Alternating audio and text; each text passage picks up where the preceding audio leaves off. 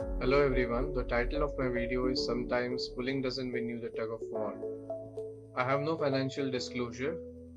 Many a times while operating a case of vitreomacular traction, by pulling at the vitreous, we end up developing a full thickness macular hole resulting in a central scotoma to the patient. So here I present a case of a 71-year-old lady with no systemic illness. She had a history of macular hole surgery done in her left eye a few years back. She complained of distortion and metamorphosis in 6 months, which was progressive. She was pseudophakic in both eyes. A pre-operative OCT showed a tabletop traction at the fovea with a vision of 6 by 12 and 10, and the other eye had a closed macular hole. A standard 25G pars plana vitrectomy was planned.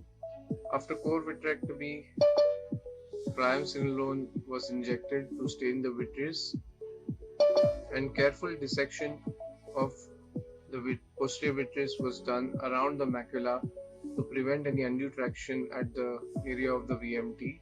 The cutter port was always kept away from the center of the macula to prevent any traction there. 360-degree truncation of the vitreous was done to separate all vitreous attachment from the center of the macula and around the ONH. Careful induction of PVD was done on the nasal side of the ONH to prevent traction at the macula. After truncation, it was found that there was another layer of vitreous which was still present underneath, and so that was dissected too before we started trimming the area of the vitreomacular traction. After making sure all attachments of vitreous are separated, then the area of the vitreomacular traction was approached and trimmed. After this, peripheral vitrectomy was completed. After completing vitrectomy, fluid gas exchange was done and the ILM was stained with brilliant blue green dye, and ILM peeling was performed using a ILM peeling forceps. In this particular case, the ILM was peeled across the foveal center. However, fovea sparing ILM peeling is recommended to avoid full thickness macular hole formation.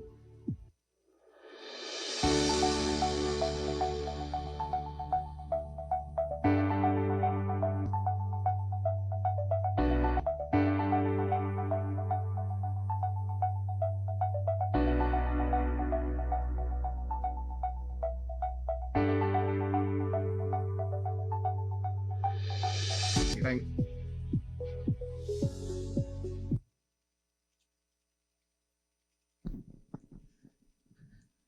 Very good, JDip. Very cool case and good imaging as well. And we started now since we have all from the FA meeting arrived. And I wanted to discuss before we start this case from JDip Wallinkar. JDip, could you comment a little more on such an interesting case with good imaging and vitrectomy with PVD, brilliant blue, ILM peel, and do you like doing ILM peel for all those cases or a high percentage of them? Right. Thank you, Dr. Alson, for having me. And basically, this case is to highlight that ILM peeling may not be necessary in all the cases, as we have a lot of literature evidence. But recently, there has been a group of evidence which says that fovea sparing ILM peeling would be beneficial in cases of vitreomacular tractions like this. So recently I've started peeling the ILM. Initially I was peeling the ILM across the fovea, but that has a relative risk of again causing iatrogenic macular hole formation. So there is a group of evidence which says that it happens, but not in all cases.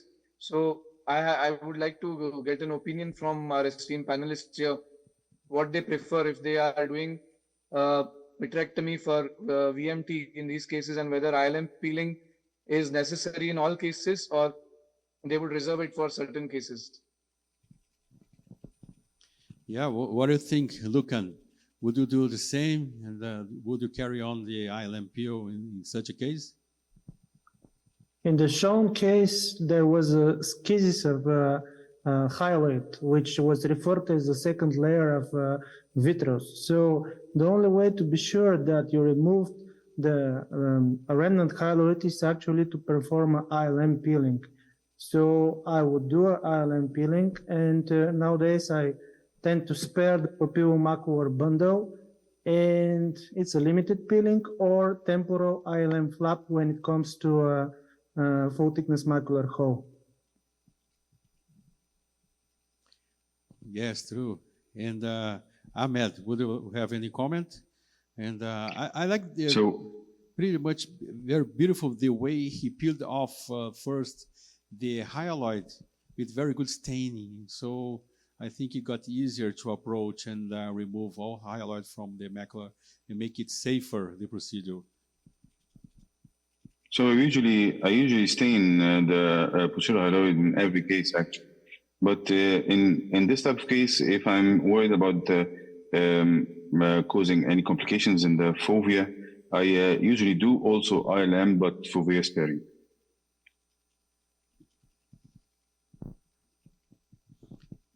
All right, cool case. Cool case. Would like to comment anything else? Anybody? Or even you, J-Deep?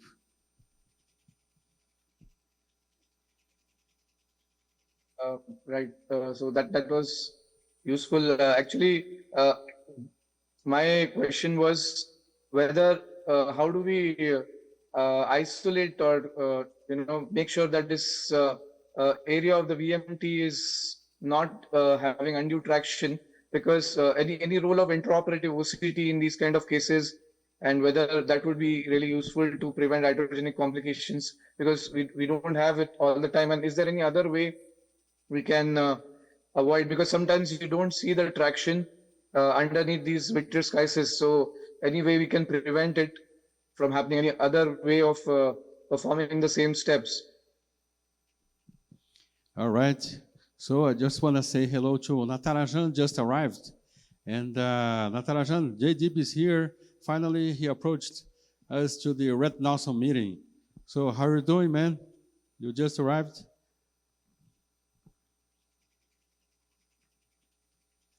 And I want to say hello also to Frédéric Matonti.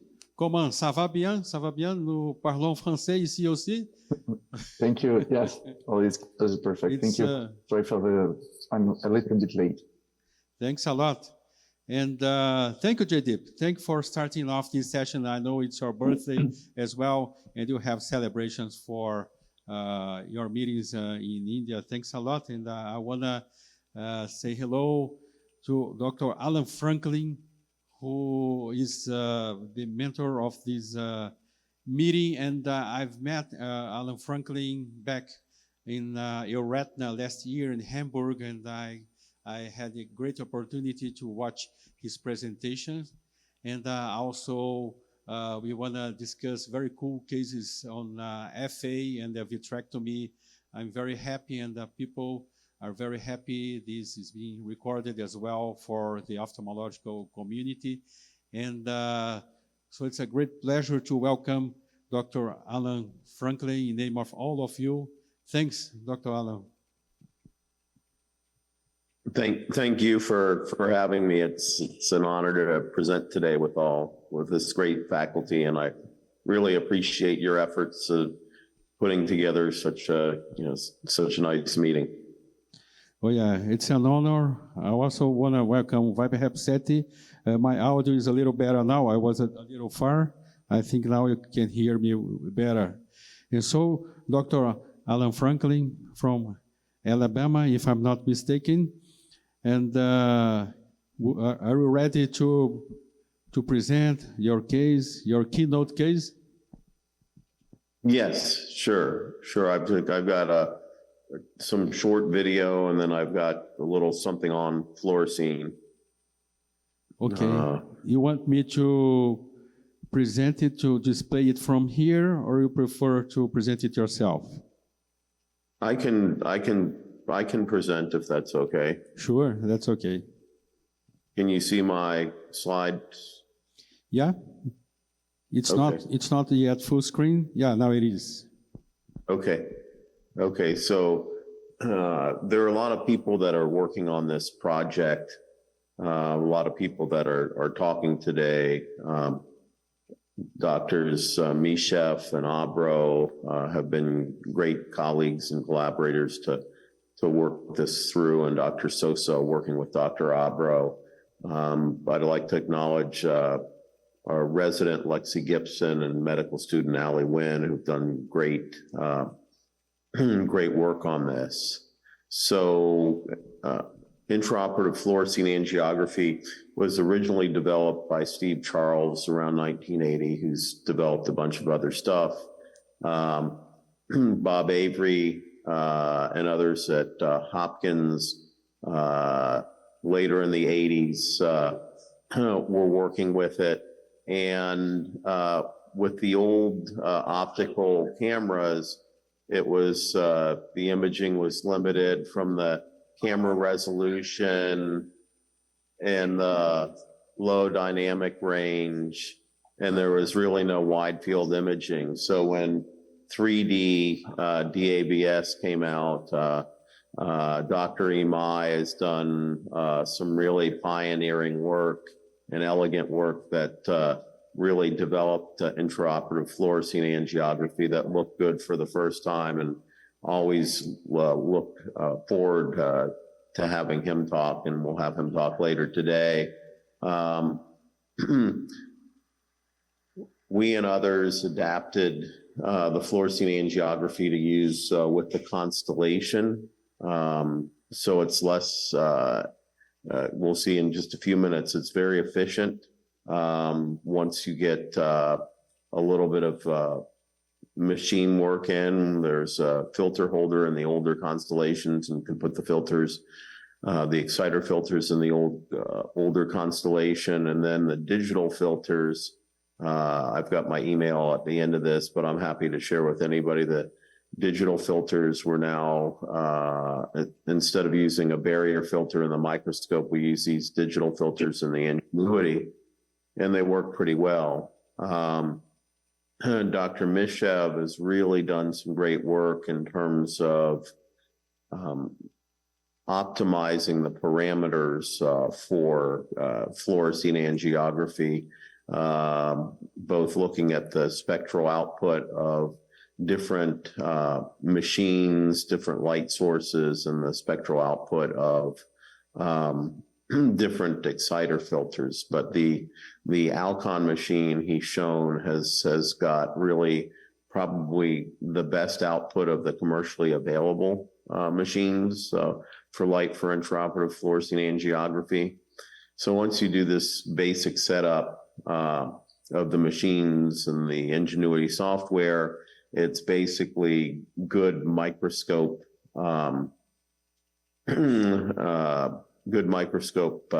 settings, what you would do before your OR. You have to be careful to be parfocal in your light sources.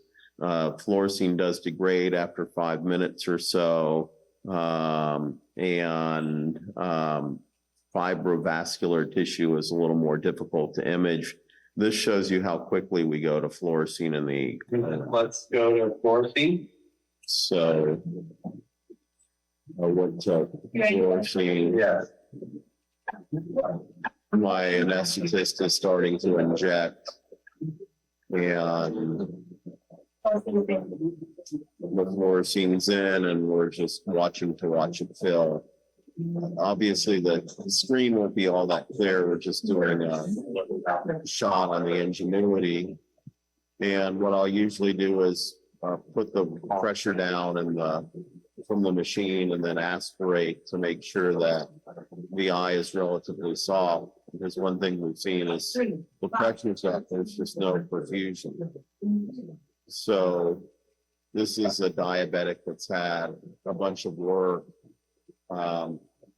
Can see as the fluorescein is coming in another couple of minutes, for another minute or so, we'll see along the superior arcade, there's some leakage right there. And so within about a minute, we have an answer that we're seeing some residual hot spot or leakage that we're going to go ahead and treat. So it's really very seamless to go to fluorescein imaging and then back to regular imaging in the operating room. In terms of what, the visualization, I've got a few cases here. This is a diabetic, and it's really transformative to see how well you can see in these eyes here. So some residual neovascularization, just a little bit that we're peeling off. And then the ischemic retina that we saw earlier, we're applying heavier laser to the ischemic retina while kind of sparing the less ischemic retina. This is a RAMA. And with fluorescein, you can really see the extent of the RAMA.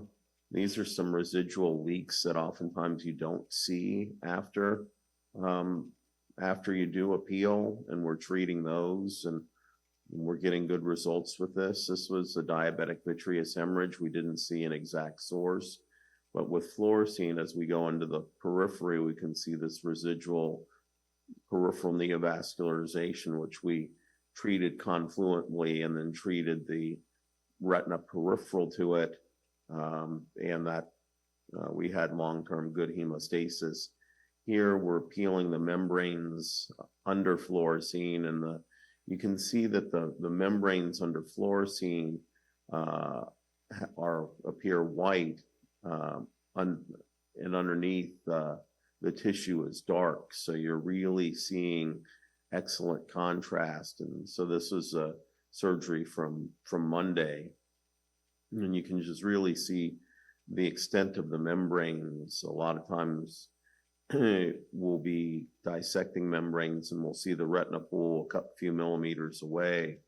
And the wispy edge of the membrane is sometimes hard to see, but under fluorescein, you can really see most of the entire extent of the membrane, and we're just shaving it off.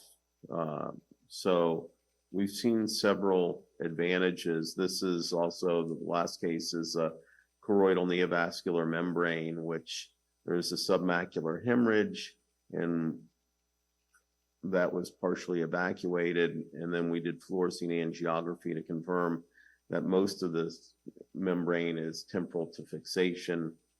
So then we went ahead and removed it.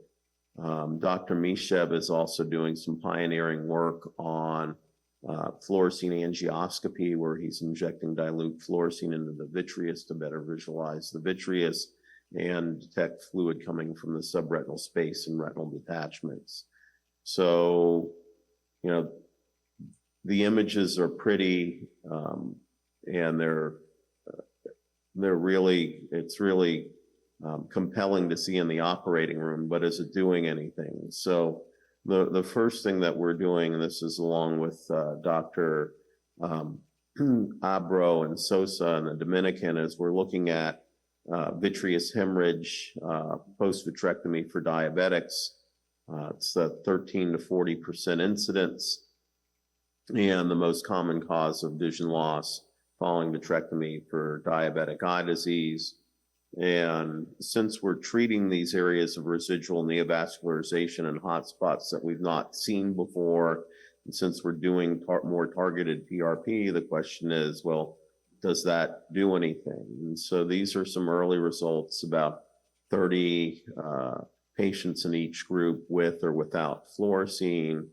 And if you look at the visual results preoperatively, similar 1.6 versus 1.7 or so, no p-value at 1 month.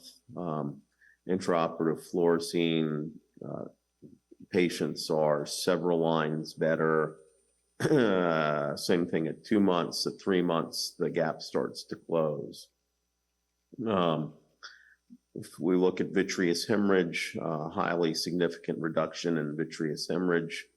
postoperatively about 50% reduction in the fluorescein group. So these are early data and still retrospective, but I think it's pretty clear that something is going on, and that I think this modality is going to really be a new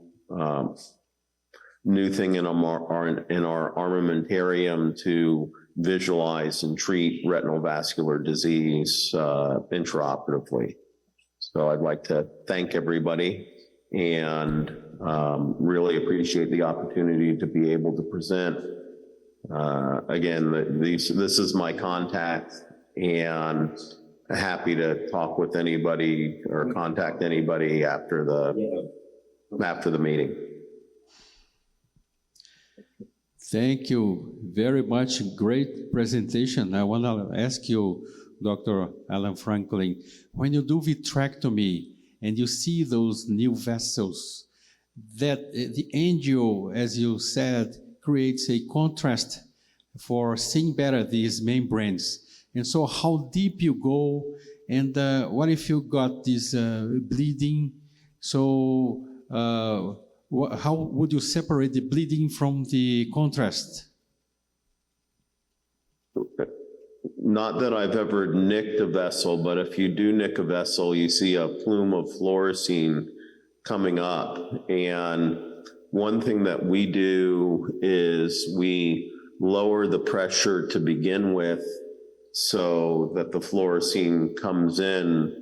A lot of our sick diabetics, the fluorescein will kind of stay in the vasculature for longer than you would expect, but the patients that are healthier, it washes out after a few minutes. So we'll put the pressure, the intraocular pressure, back up to 60 after we get a good fluorescein signal that tends to keep the fluorescein from leaking out and control bleeding. And it also keeps the fluorescein in the vessels because there's not good vascular perfusion during that time, but it's only 10 minutes or so, and then we normalize the pressure and keep going during the surgery. Sometimes we'll inject 2.5 mLs of fluorescein to do the vascular peel, and then once we've peeled the vascularized epiretinal membrane, lose the signal, we'll inject it again to look for hot spots and areas of peripheral ischemia. So some patients we inject twice.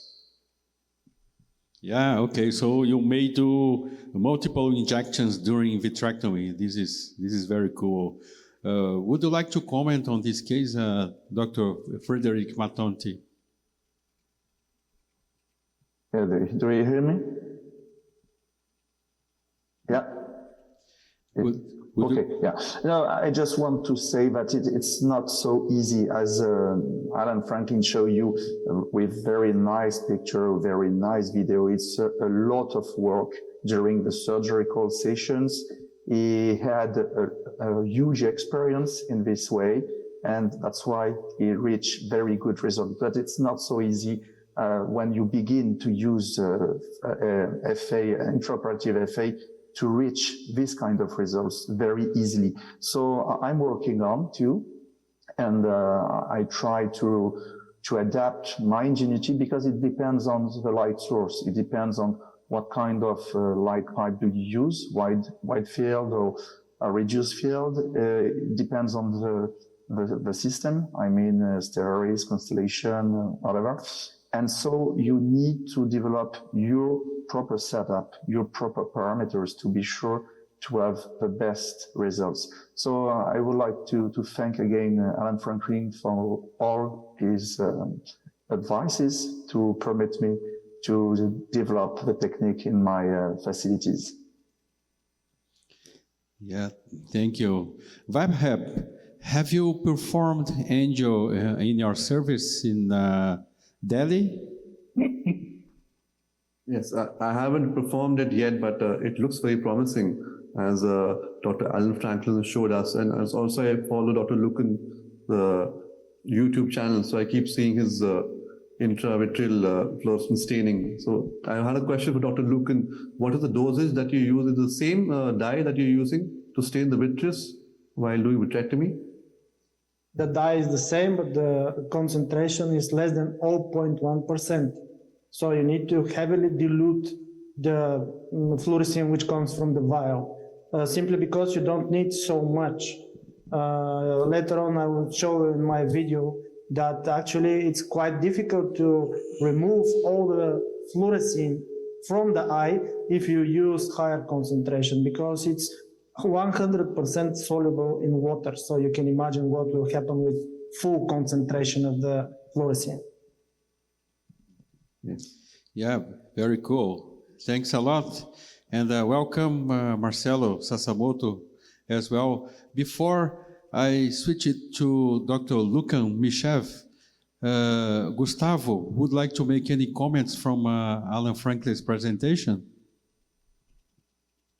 Hey guys, morning to everyone. So Alan is the one who is pushing this. I've been following him, and we did a publication on that on February or January, I'm not sure. And I'm trying to follow his steps, okay? He helped me a lot with that, with literature, with the filters. Then we abandoned the filters, exchanging the digital filters configuration. So I think this is a technology that it came to stay. Things like this Retinawesome talking about it, it's a good thing because we need to spread information. We need more people taking part on it, especially when we can already see his data about post-op hemorrhage. Everybody here who deals with proliferative retinopathy, we know that many times they bleed again after the surgery. So thanks to Alan and the whole community who has joined this idea. I think that we are on the right way. Yeah, thanks a lot. Thanks, Gustavo, for your comments. And we want to spread the news for this new technology. And I think we're going to be pretty more interested on that. I myself planning to start in 2024. And I want to say hello to Dr. Hisanori Imai from Japan and Dr. Hiroko Yamada as well. Thanks for coming to the Retinawesome presentation. And I will leave it up to Dr. Lucan Michev to present his case. And of course, his bio is so extensive, and also his contributions for these intraoperative FA are so good that I'm exempt of explaining more, and I leave it up to you, Dr. Michev. Thank you, Hudson, and thank you, Alan, for inviting me to participate here and to present some of my work. This is a video of obviously advanced age-related macular degeneration, which just is a good example how well we can see all the vascular changes we might have in the fundus during the operation, because it was a case with hemophthalmos. So we were a bit in a dark what lies behind, and now we can see quite well, and the level of the contrast actually is amazing here.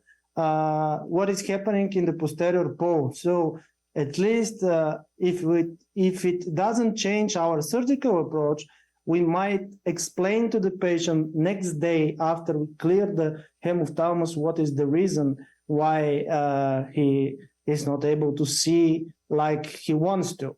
On the other hand, we might assume that we can treat it with RTPA or anti-VEGF and things like that, and we have a basis for that, which is our intraoperative angle. This is another case where it was a hemophthalmos, long-standing one, and after we did clear the hemophthalmos, we did a fluorescein angio because on first glance in the posterior pole, there was nothing wrong. And we saw that it is a peripheral occlusive vasculitis with small points of leakage, as you might see. Also, you see interrupted vessel flow here, empty vessels. So we performed the intraoperative fluorescein guided endolaser, which makes the ingenuity not only visualization, but diagnostic and navigational system. So we are beginning to look a bit like the neurosurgeons, which I really like, actually. So what I want to say is that we might be better treating the retina and not damaging the healthy one. So here we have an advanced case of diabetic retinal disease. So you can appreciate the areas of the capillary dropout, and you can see quite well where the retina is perfused and where it is not. Of course, we can evaluate leakage areas and hotspots in the macula. So as Alan said, it's all goes to your settings in order to see better the image. Here, this is a blood collection, something related to the question of Hudson. It is not a new blood, because if it was a new blood, it would be fluorescein stained. So here, this is a navigated endodiathermy, so we can see from where we might have a postoperative bleeding. So this is related to the study that Alan is performing now. So it is another useful thing.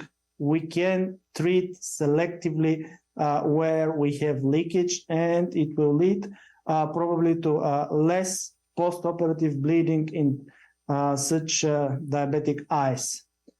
On this case, it is another case of diabetic proliferative retinal disease, already cleaned.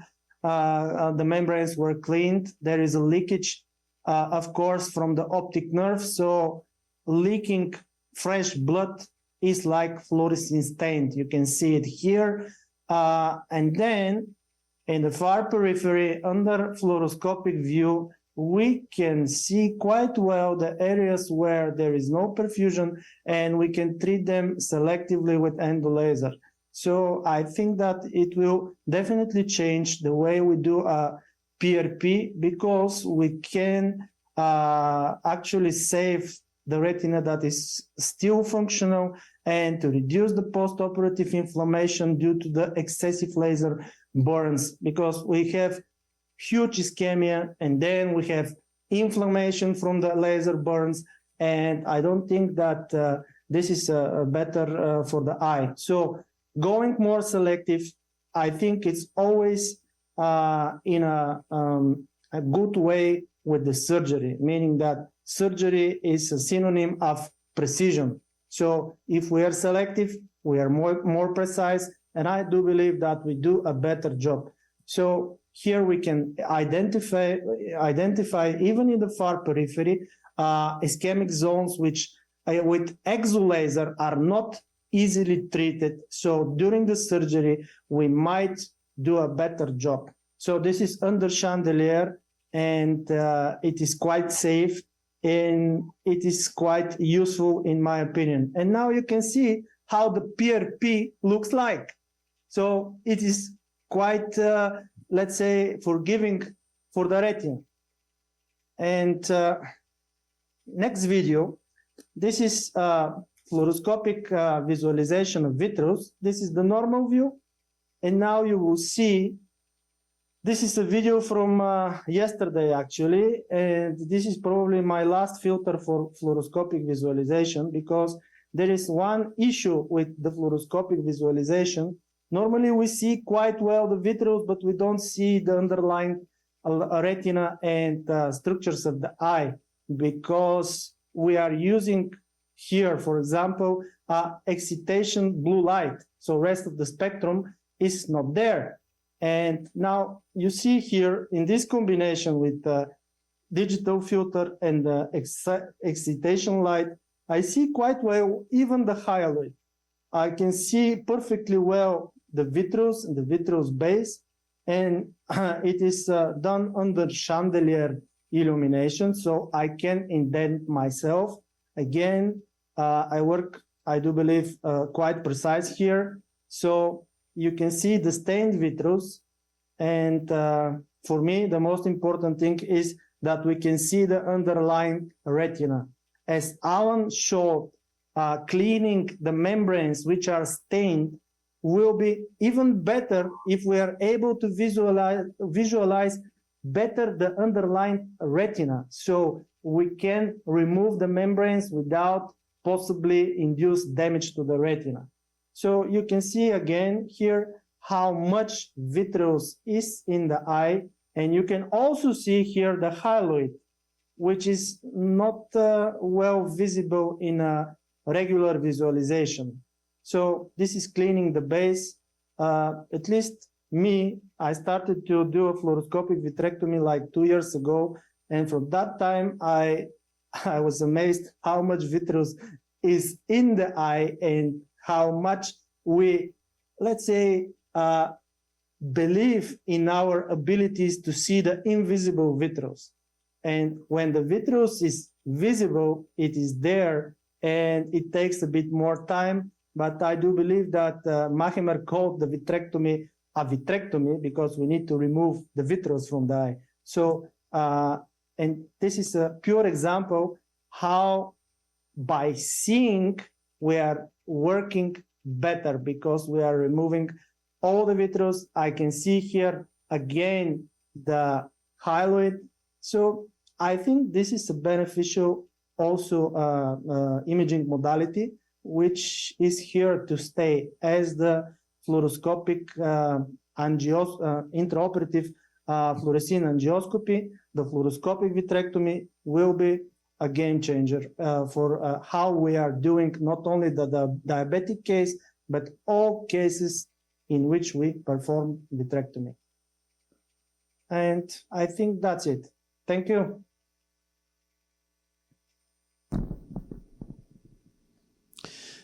Thank you, Luca. Good visualization, good imaging, and how you use, I think you are an expert on choosing the right filter to go on with the vitrectomy. And so to start off, for people that are starting the cases, what would you suggest? What combination, as you said, what combination would be the best? It's a tough question, actually. Either you need to have a good friend which will share this with you, or you need to press the industry, meaning Alcom, in that case, to provide you with the settings, because it's not, let's say, a recipe that can be shared, and it is everything from the illumination source. It is if it is a LED, xenon, halogen, from through the exciter filter, through the laser filter. For some of us which were in Retina this year in Amsterdam, there was a good explanation why the laser filter actually suppresses the fluorescence of the image, because it's a 532 and the peak of the fluorescence is actually in between 530 to 540. So a lot of details are here, and I do believe that the industry needs to come up with a package solution from beginning to the end in order to more surgeons to adopt this new imaging technology. Because if you are given a wrong or suboptimal recipe, for example, you will have suboptimal images. And then you will say, okay, it's too cumbersome, it's not for me, the images are not so good, and you will give up otherwise a perfect idea, but not properly done. Okay, thanks a lot. Dr. Hisanori, would you like to comment on Dr. Michev's cases? Dr. Hisanori is from Japan. Thank you very much. Thank you very much for your great presentation about intraoperative staining of the vitreous by using fluorescence. Okay, and I have one question. The visualization with the vitreous, usually we use the Triamcinolone, right? So which is better for you? So both are good or both are better, depending on which part of the vitreous you want to stain. Normally the particles of triamcinolone cover the surface of the vitreous, so it's absolutely indispensable in identifying the hyaloid or hyaloid schisis. The difference between the fluorescein and triamcinolone is that the fluorescein penetrates the vitreous and it not covers only the surface, but you can see, if I can put it like that, the stroma of the vitreous, so everything. And it's better for peripheral staining, in my opinion, or at least the application during the surgery is better visualization of the periphery. The triamcinolone is absolutely indispensable for bursa prima cuaris and this area. Thank you. Great. Thank you. Sasamoto, Marcelo, do you want to comment on the Michel's case? Actually, I'm very impressed. It's a very interesting technique. I need to apply that. That's why this Retinawesome 21 is so important to me. I'm very interested in this in this process. I'm still learning, so I'm learning with you guys. So thank you very much. Thanks. Athanasius, welcome. Good to see you, man. And so it's always good to see you smiling like that and having a good time in Greece. And please comment, is there any plan for the TVRS and adopting also the FA-Vitrectomy?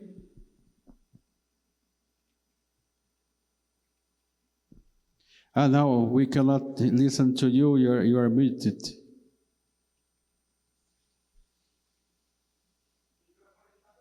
Your microphone is still muted. Athanasius. So I have a question. Oh, yeah. Okay. Oh, yeah.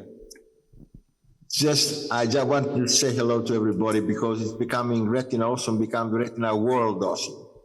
It's everybody there. Let's think about TVRS, the Retina Summer School this year, the first week of July. The important is that Alan Franklin is one of the organizers. So we cannot escape fluorescein and geography any more than you can do. So it's going to be taught by the master. So Alan is going to be there and we'll see how the interaction is going to go. Thanks a lot, Athanasius. Dr. Ahmed, do you have your case handy? Do you want to?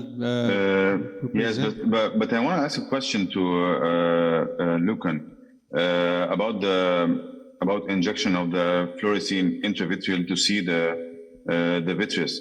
So staining by triamcinolone is very useful in determining if there is a posterior hyaloid still attached or not. Is the fluorescein handy in the same way, or seeing the stroma only and is useful for removing the vitreous, not visualizing the posterior hyaloid? I think that the fluorescein is quite weak in staining the hyaloid. You can guess the hyaloid by the remnant vitreous above it.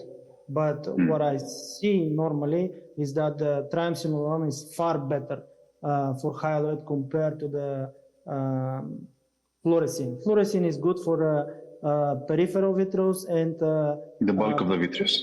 Yeah, but not for the interface, let's say. Yeah. Thanks, Ahmed. Before you show your case, Vibehab is asking about the fluorescein in the subretinal space. Is that toxic? Could that happen? Could anything be done to avoid it, Lucan? No, you don't need to avoid it because normally, even with the ambulatory settings, when you are giving it intravenously and in diabetic cases where you have leakage, you have intraretinal leakage and supraretinal one. Also, it's not something new on our field. It was used first in Japan, I think in 1970s somewhere, to stain vitreous during ROP surgeries. And the problem is that at that time there were no wide field viewing systems, so it was 30-degree vitrectomy, exactly where the fluorescein is not so good. The fluorescein is good in the periphery, actually. So the profile of safety of the fluorescein is well established in ophthalmology, and it's not a concern, I think. I also think that the fluorescein, when it comes through the choroid, it actually pulls under the retina. It's a normal thing. So I don't think it's a safety concern. Okay. Thank you very much, Lucan, for your cases and great discussions. Ahmed, would you like to present your case as well? Yes, okay.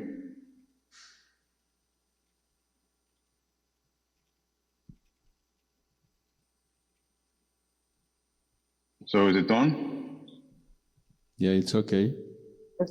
Yeah, okay. So with any new technology, we ask ourselves, is it useful? Will it be of instrumental use during the surgery? So I've gathered some of the cases where the intraoperative fluorescein angiography actually had an effect on my surgical decision.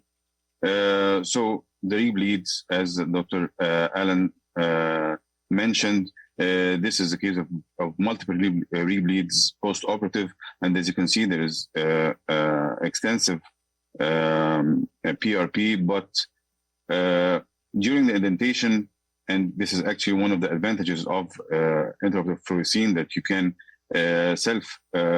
do self-indentation and see up to the oris aorta and find the place where the leakage is or the new vessels are, and that's where I found the probable cause of the recurrent bleeds, inferior and superior, and I use that to target my laser. Also, that's another case with subretinal hemorrhage, with sub-ILM hemorrhage, where I couldn't see the cause of the subretinal hemorrhage. And as you can see, there is a lesion subfoveal that I couldn't decide if this is a CMV or the lesion in the inferior arcade, near the inferior arcade, where it looks like a macroaneurysm. So performing intraoperative fluorescein angiography actually made a difference, where I saw that the actual cause of the subretinal hemorrhage was the macroaneurysm, and I didn't have to inject the anti-VEGF. Also, it is very instrumental in pediatric cases, and I do some of the pediatric cases. So this is Coach's disease which is very advanced. We used a special technique to remove most of the subretinal fluid, and as you can see, the retina is actually laid back, and it's actually almost flat. And then we performed the fluorescein angiography, and as you can see, there is the choroidal subretinal pooling of the fluorescein. That's why it's normal, actually. So as you can see, at the temporal part, there is the abnormal vasculature, which is pathognomonic of Coach's disease. And here we can see the pathology spreading on the temporal part, and here we can see very clearly where we could do either laser or cryotherapy, and that's what we did targeted at the areas where the abnormal vasculature was. And as you can see in the colored vision, the normal intraoperative vision, you cannot see very clearly as the fluorescein view. And lastly, that's mystery case that was actually a week ago. That's a 2-month-old baby with a very dense vitreous hemorrhage. Actually, it is the cutter is having a difficult time cutting it owing to the organized hemorrhage and the density of the vitreous in an infant. And after clearing the view, as you can see, there are some exudates, some vascular abnormalities, and some subretinal hemorrhage. That's actually, we were thinking that's a very early case of Coats disease, but I think it, when using the intraoperative fluorescein and when seeing the actual picture, we were thinking about other options. So that's what that's my newest filter, and as you can see, there are some areas of capillary non-perfusion, and there is a arteriovenous anastomosis.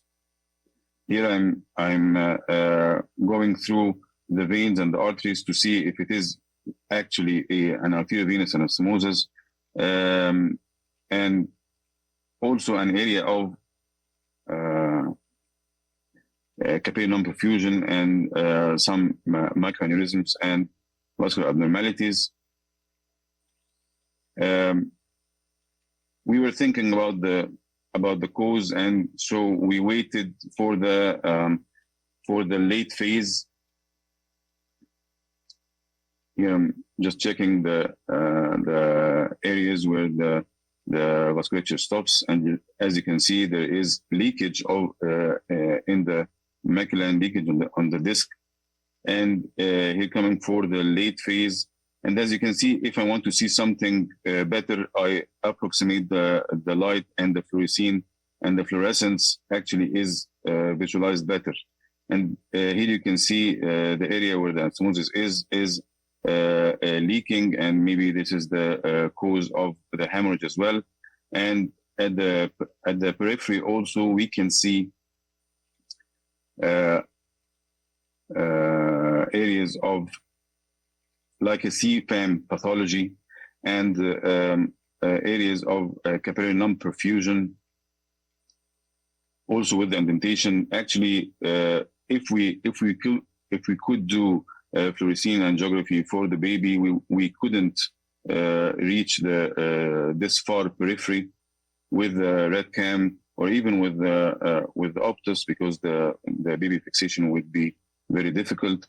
So we can see here the far periphery and the areas of non-perfusion.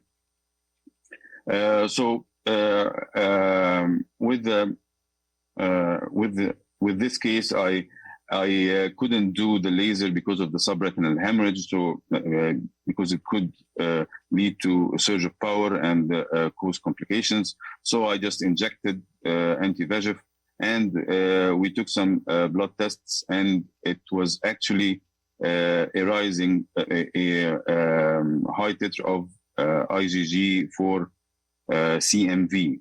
And actually this, a similar case was, just one case was reported in the literature, and the baby was otherwise asymptomatic, and this is actually less than 1% of the cases. So I have other cases, but I don't want to take your time. So thank you. Thanks a lot, Ahmed. Cool cases, good visualization as well. And Natarajan is asking, in the second Coats disease, did you do external subretinal fluid drainage and also vitrectomy? Yes. Our technique is, actually it's not our technique, it was published before. So we actually introduced an intracath intravenous catheter, a very small one, the violet one, into the subretinal space, so as to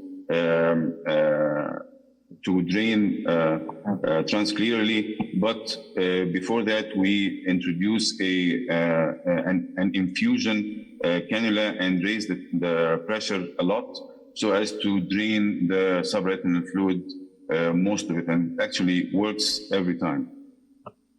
Okay. Do you do a vitrectomy also? Usually not. Maybe some core vitrectomy if I want to, if there is something that I want to remove, but usually not. I just visualize inside from the same port and do cryotherapy. Sometimes I do vitrectomy with laser if I see that it's fitting. Okay, but I usually do cryo and I also give intravitreal anti-VEGF. We do also, yeah. We actually published a paper about it, yeah. Thank you. Okay, good. Thank you. Very good cases. Sorry. Thank you, thank you. Congratulations, Ahmed, on this last case. I never saw it like that. That's the beauty of this technology. Me neither, yeah. It changes the way you see the physiopathology of some diseases. And I never saw something like you have shown in the last case. Congratulations. I actually wanted to ask you about if you saw something like that before. I'm still researching it. I'm not that sure.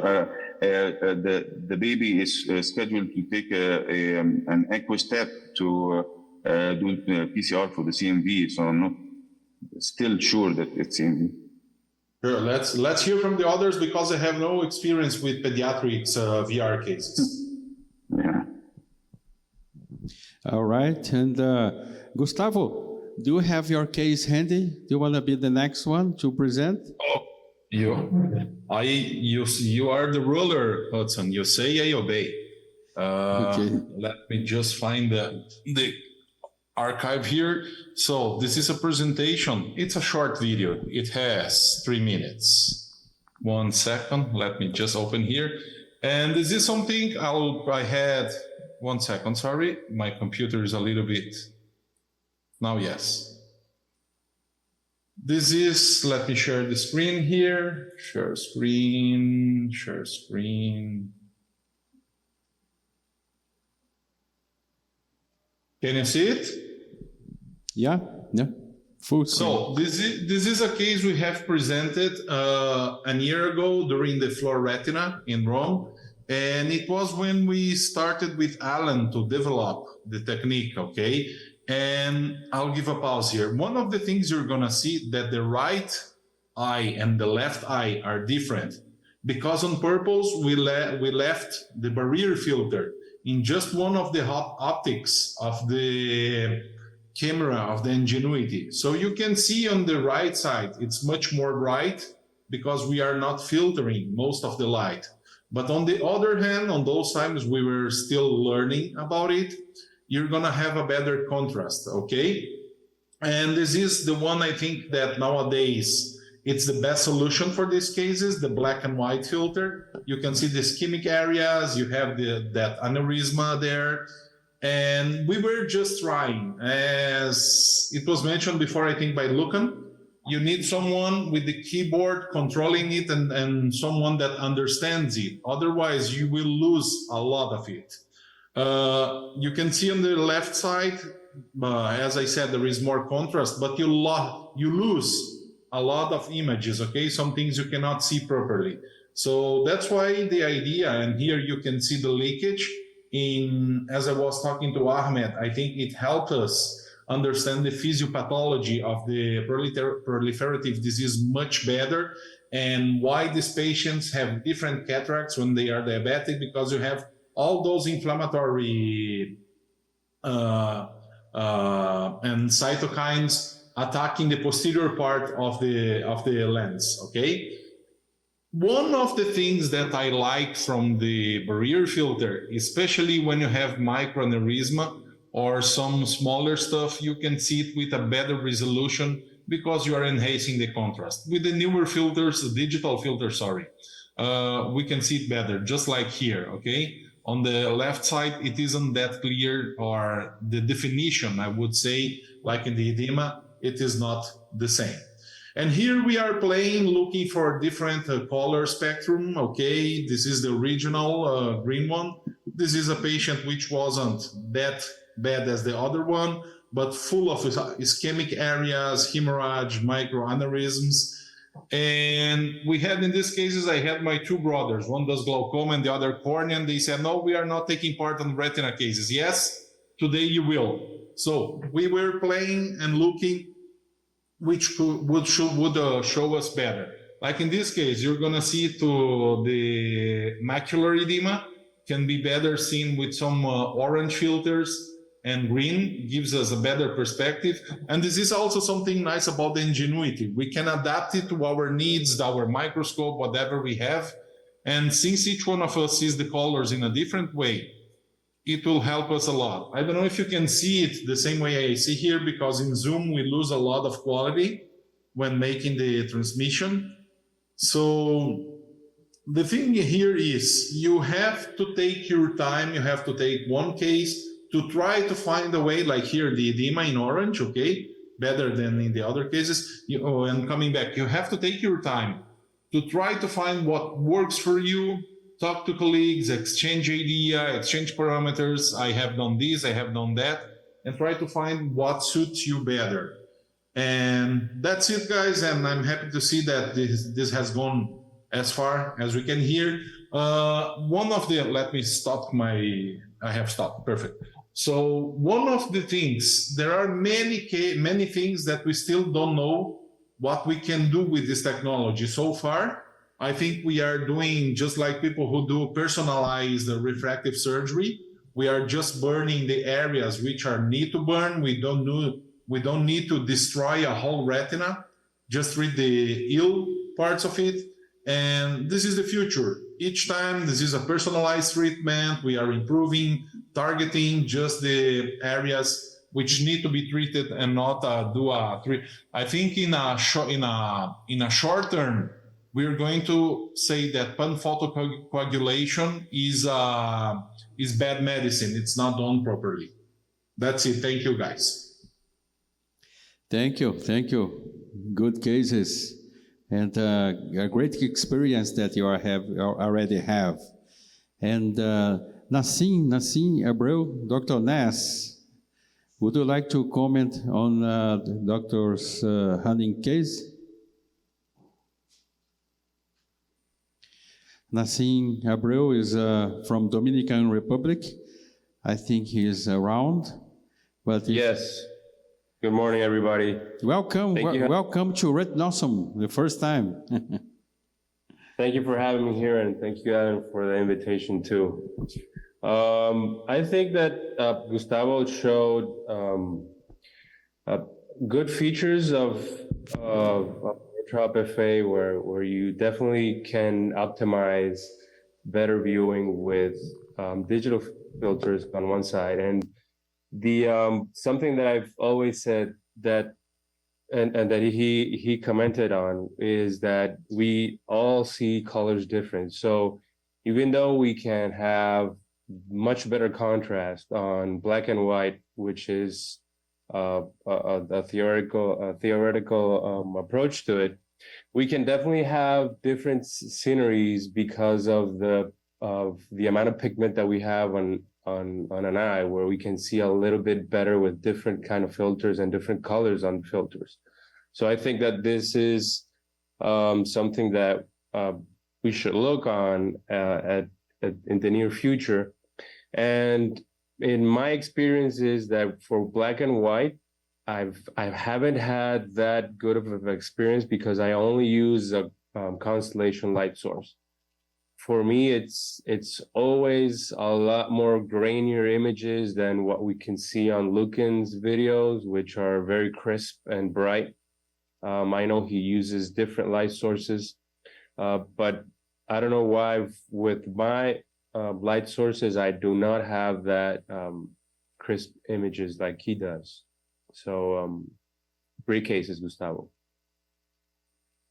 Thank you so much, Nassim. Sorry. Yeah.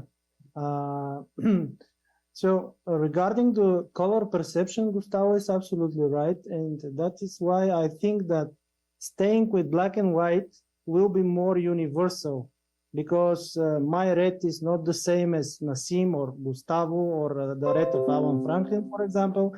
So black and white is not actually the real color, because with the digital filter recipe, we need to catch the fluorescence, which is roughly 530-40.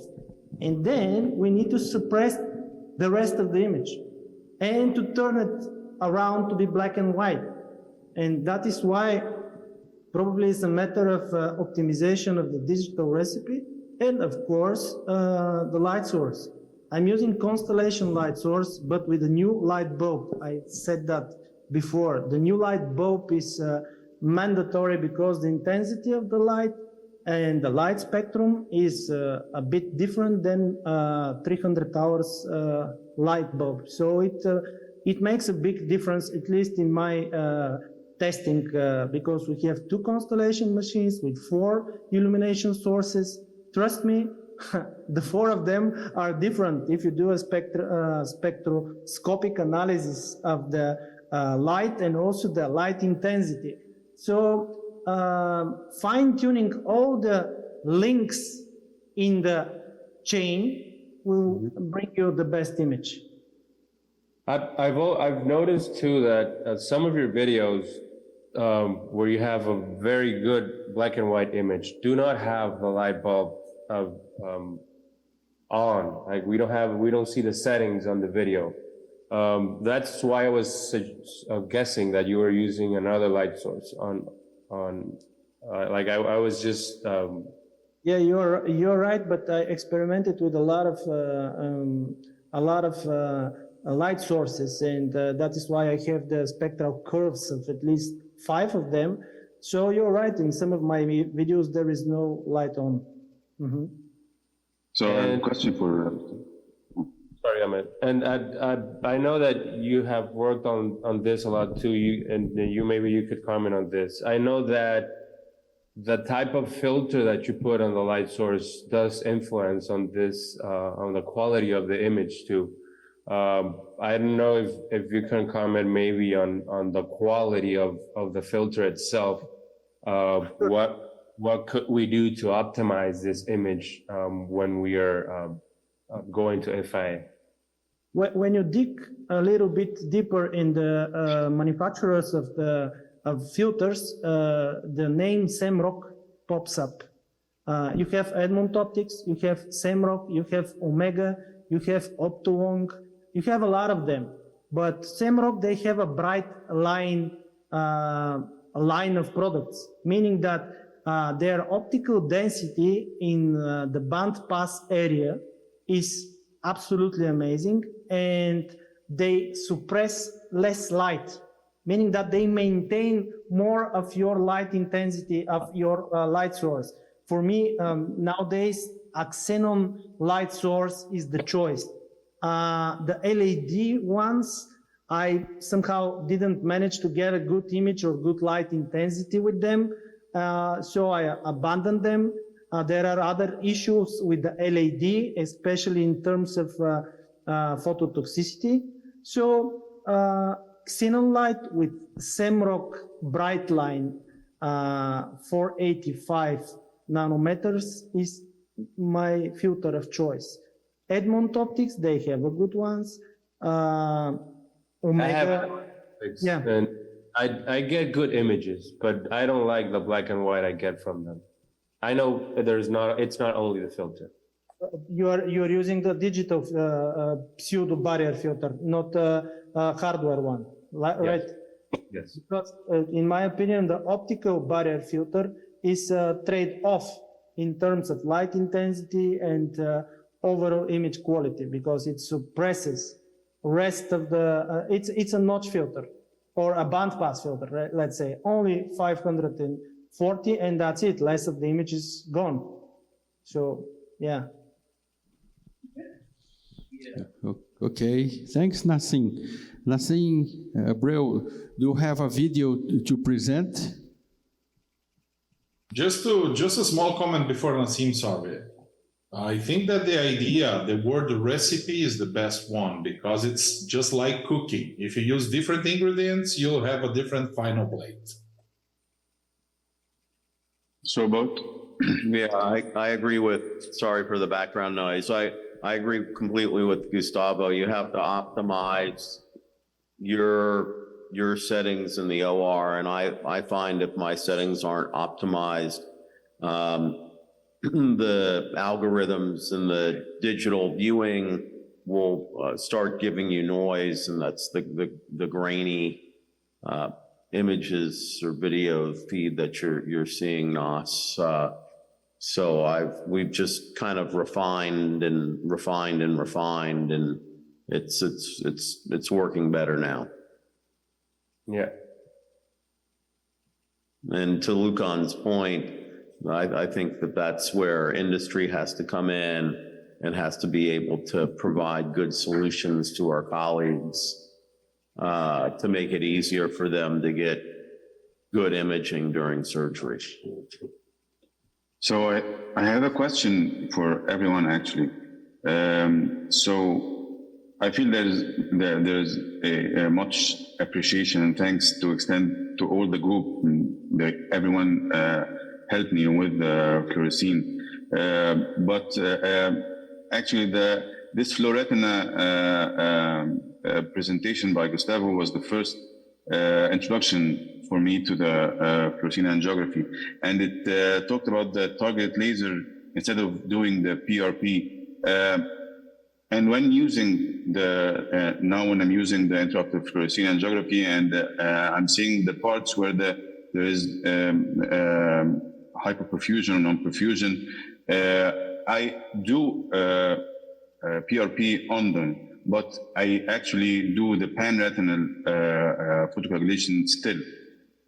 So do you have any comparison between groups doing targeted laser or versus the PRP and seeing if there is less or more post-operative bleeding for them? Can I answer here? Yeah.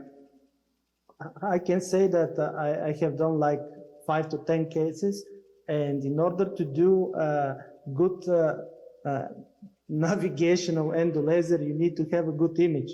Still, we are struggling with the image, so it is less likely to have a really huge number of cases which can be somehow interpreted in terms of which one is best or better. My feeling, let's say, is that when I don't destroy the healthy or the still perfused retina, I still provide more chances for this eye to function properly. And what I saw in these 10 cases is actually that they are doing quite well, but it's not enough data for, let's say, a randomized controlled trial or something like that. I don't think that any assumption or hypothesis at the beginning is based on a real world experience. We need to gather this experience, but in order this to happen in a large scale, again, we need a full solution, and we give you that. This is your fluorescein angio, and it works in all cases. Then more of us will start doing a selective endolaser therapy, and then we can compare our results with what we did in the past, which is PRP. So for the PRP, we don't need any guidance. We just laser everything. I'll add, Ahmed, another thing with that. I was going to say the same thing. We still have to establish how it really works. What's the best way? Okay, this is way everybody goes through here. Then in a midterm or long-term future, we'll have an arm of that study in the DRCR-net, for example.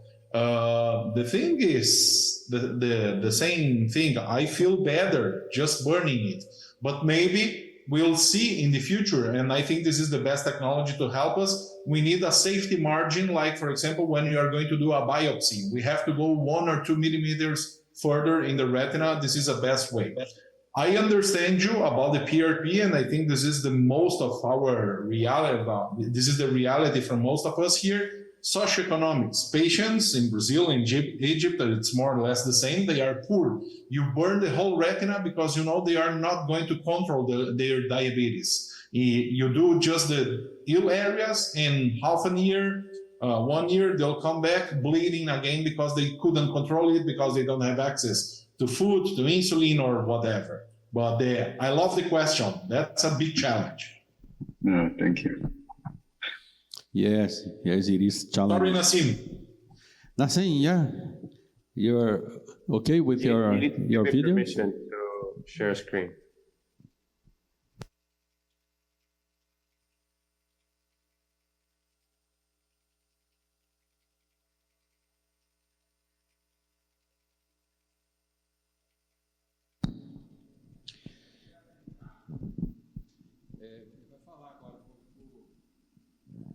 Okay, I got it now. So we've seen many cases already.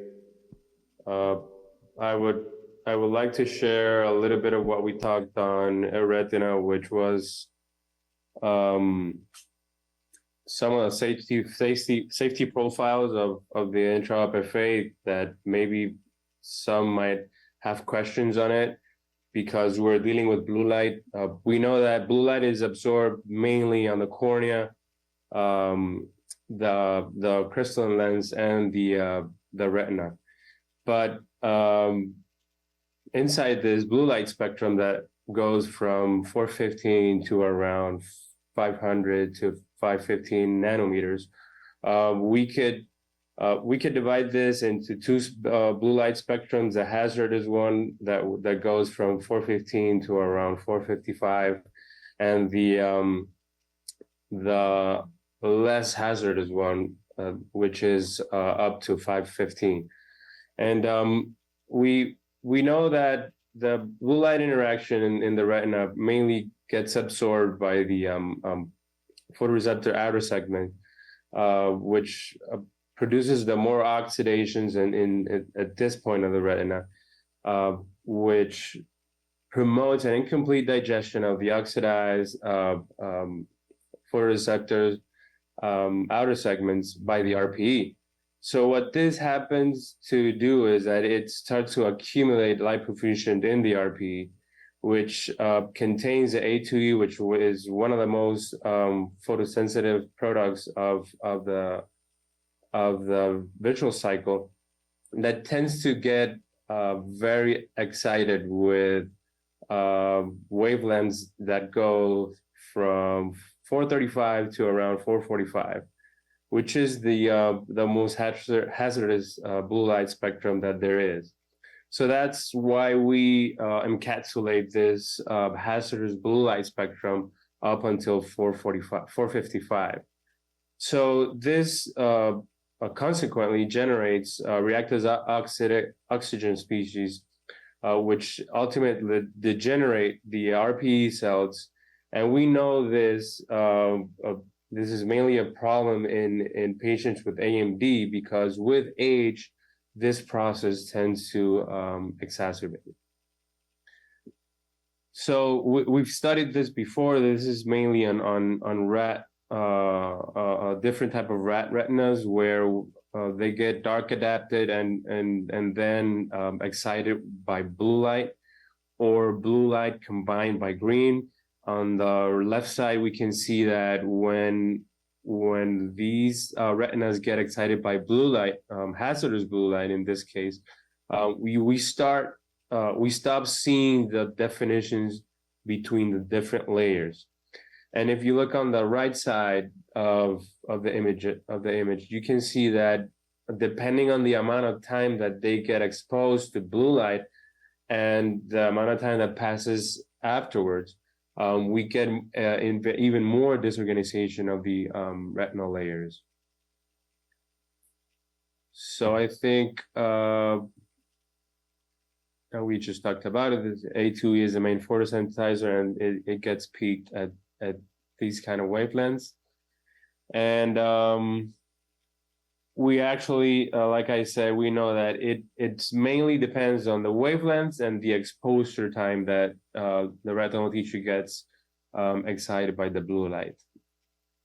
So I have a couple of cases that we've done. Like I said, I haven't optimized my black and white digital filter. I like this gray and green filter because it gives me a lot more light to the video. I don't have to manipulate the video editing. And here we can see that this diabetic patient, we can see a lot of non-vascularized peripheral parts of the retina. We can see a severe macular edema, mainly on the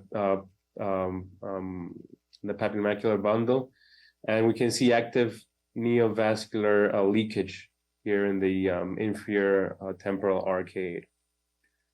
I think that in diabetics, it's probably the main pathology that we can think of, that we can use it here. Like cases shown before, this was a patient that had vitreous hemorrhage, and we can actually intraoperatively diagnose a macular ischemia and talk to the patients the post-op day one and tell them on what their prognosis might be, depending on the degree of the macular ischemia. Another thing that we can assess correctly is the periphery. We know that peripheral ischemia during severe diabetic retinopathy can result in non-resolving macular edema. And so if for example we have to take these patients to the OR, we can treat it right away and see areas that we cannot miss on achieving PRP. And here we VR surgeons who treat severe PDR know that at some point we're going to encounter neovascularization where you get blood clots over the neovascularization. We cannot see if it's actually leaking or not. Well, with the intraop FA, we can see that it leaks under it, and we can assure that we need to definitely either remove the blood and treat, or do photocoagulation over it until it stops leaking. These are other cases which I have found very useful intraop FA usage, which is a sickle cell disease that we have a lot here. This patient, we know that generally they do have a lot of peripheral ischemia, but they tend to have a very good vascularized posterior poles and mid-periphery.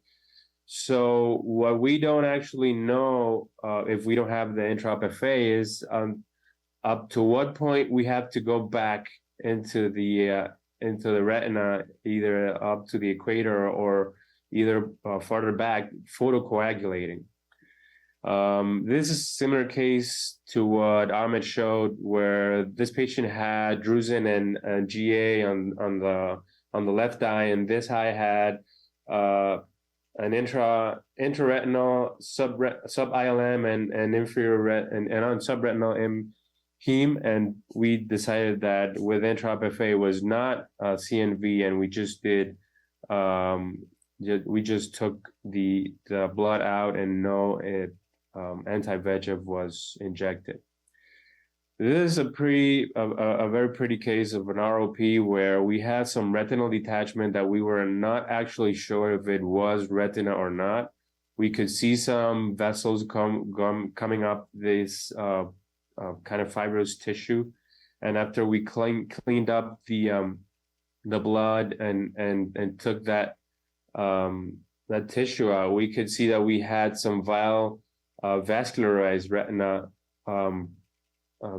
proliferating up under the tissue that we had already taken. So this was not apparent on normal visualization. So through intraop FA, we could actually delineate the area of ischemia and just treat the non-vascularized and perfused retina and leave the viable tissue without any laser treatment at all.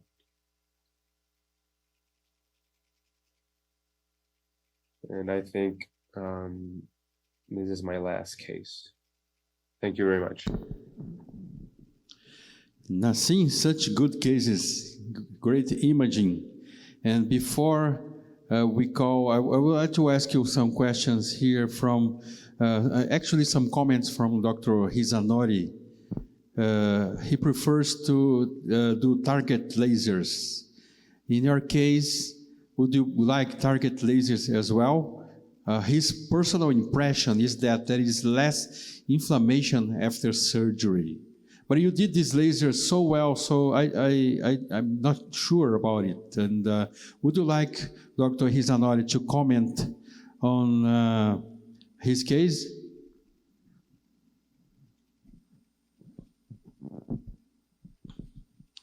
What do you think? Sorry. Nothing. Oh, yeah. I guess mean whose case? Yeah, I was kind of. Okay, so you had a question that the target laser or pan-regional photocoagulation, which is better? You had a question, right? But by using the 3D FA, we can recognize the area with non-perfusion, right? And I think just do the laser to the non-perfusion area is enough. And I think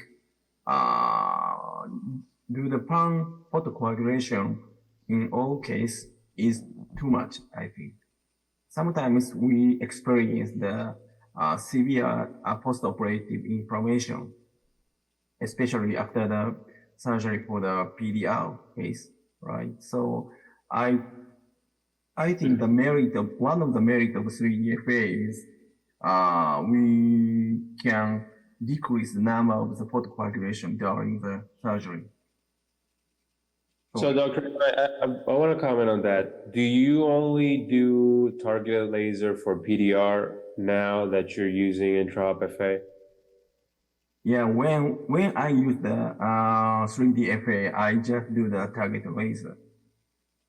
Because we know that there's been published data on half the fluence and dosing of spots on PDR, Mm-hmm. but it had not been that successful, mainly because we're probably leaving non-perfusion areas without treatment because we're not seeing it. So are you mostly toward leaning just treating those non-perfused areas and just watching them over time? Yeah, actually, after the surgery, like 6 months is or after the surgery, I performed the fluorescent angiography in the outpatient clinic, right? And if need, I add the pan-regional photocoagulation at that time. We don't need to do the PRP during the surgery, I think. We can do the photocoagulation later. Okay, sounds good. Mm-hmm. Thank you. Nas, I kind of do a little in between the protocols in terms of with our non-compliance. I will do a scatter laser in the better perfused retina because I've seen a handful of patients. This is pre-fluorescein, but when I was mainly confining the laser to the periphery and eyes that weren't all that ischemic, they come back 3 or 4 years later with NVG. So I'll laser heavily in the non-perfused retina, and then in the perfused retina, I'll do a scatter. It won't be very heavy, but at least I know I'm debulking the neovascular stimulus that may come in a couple of years if I at least scatter in the laser, and hopefully I'm not affecting the visual field that much in that area. Okay. All right. Thank you very much, Dr. Nassim. I really appreciated your cases and imaging.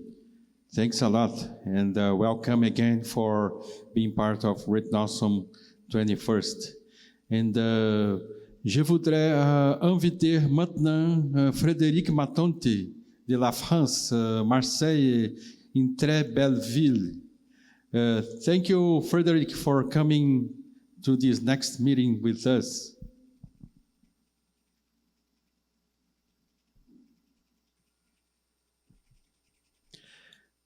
Are you going to speak in French or in English? I guess it's English, no? I'm speaking English, yeah. So I just have to share my PowerPoint. Okay. So my case is a combined case because I would like to show the use of fluoroscopic angiography during the surgery and also a tricky and a challenging case. So I name my total retinal surgery. It's not a smooth ride. So this is a case of simple epiretinal membrane with nice post-op results operated by one of my fellow, nice structural and functional results. But if you look at the temporal part of the macula, the pinch, the initial pinch was a little bit too strong, a firm pinch, with a pigment epithelial trauma. And as you know that, it could lead to some complication as neovascularization. And this patient was referred me 3 months later with a huge decrease of visual acuity, disruption of outer retina with an infiltration of macular neovascularization. So the post-op first month result was good, but at the moment, the patient was a little bit disappointed, and my father too, and I was in trouble to have a good way to treat this patient. So classically, I initiate the treatment with anti-VEGF, and as you can see, after 4 monthly intravitreal injection, the results were very poor, with no really improvement of visual acuity, with disruption of outer retina, even if outer nuclear layer is still there. No ellipsoid zone visible, and the external limiting membrane is disrupted too.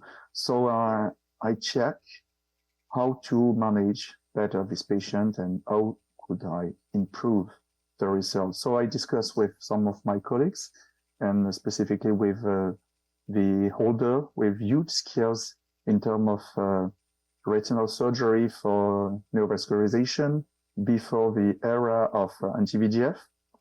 And I found in some publication, recent publication, in October and January 2023, some publication on the place of subretinal surgery. So it's sure it's not the first way, it's not a first line treatment, but in some cases, complex cases, as in traumatic neovascularization, inflammatory neovascularization, we don't have choice, because as you see, the anti-VEGF are not effective on this kind of membrane.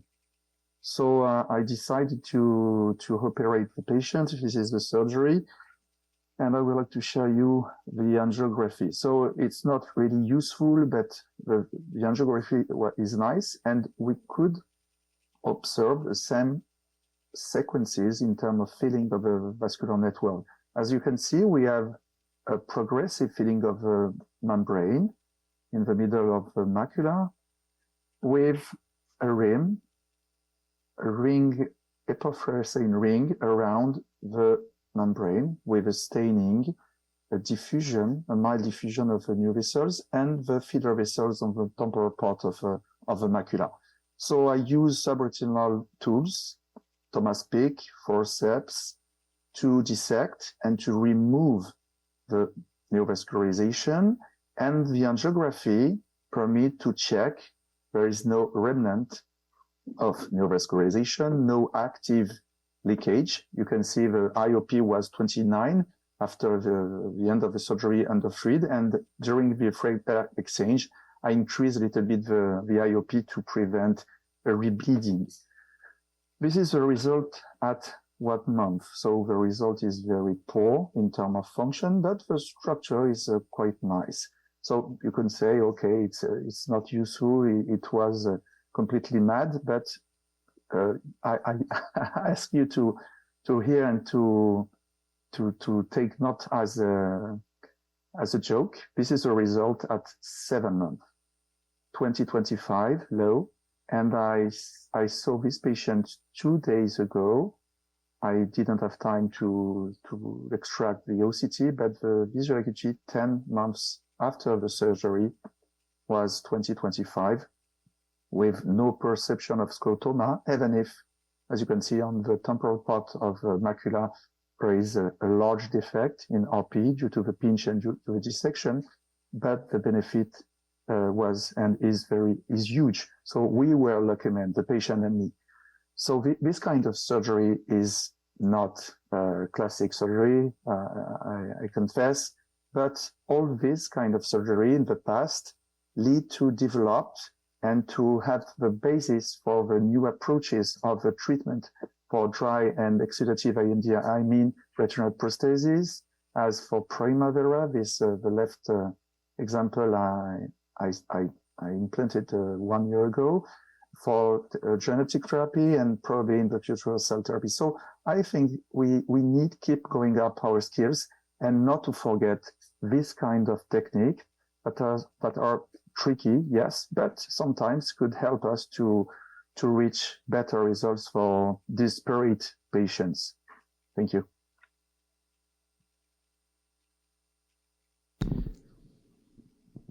Well, it's a beautiful presentation and a great result. I have done a couple of these, the last video that I've shown, and I'm anxious to see my results. Hopefully they'll be close to as good as yours. But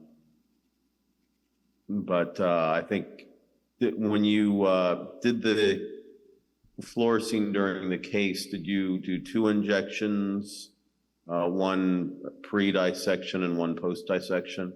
Yeah, exactly. It's necessary to re-inject, to refill after the surgery, because the dissection takes about 20 minutes. So during this time, the washout lead to no fluorescein in the macula. So I re-inject 1 milliliters at the end of the surgery. And so you could observe a nice fluoroscopy, and to be sure there is no leakage, because I was afraid by the leakage with active bleeding. And I would like to check if I didn't remove the RPE with window effect or other phenomenons. No, I think that's great, and we're doing 2.5 mLs, and then if we need to re-inject, we inject another 2.5, so total of 500 milligrams. Is that about what you were doing, or were you doing a little more? Yeah, for the first injection, I usually inject 2 milliliters, and when I have to re-inject, I prefer to decrease the dose, mainly between 1 and 2 milliliters. But it depends on the weight of the patients too, and the kidney function, etc. Well, thank you again. Thank you for the invitation, and thank you, Edson, too. Thank you, merci bien. Our next presenter is Dr. Imai, who really pioneered this technology. Had the opportunity to see Dr. Imai present a few times, and his depth of thought and how he figured this out in the first place is just wonderful. So we'll turn the podium over, the virtual podium over to Dr. Imai, and thank you.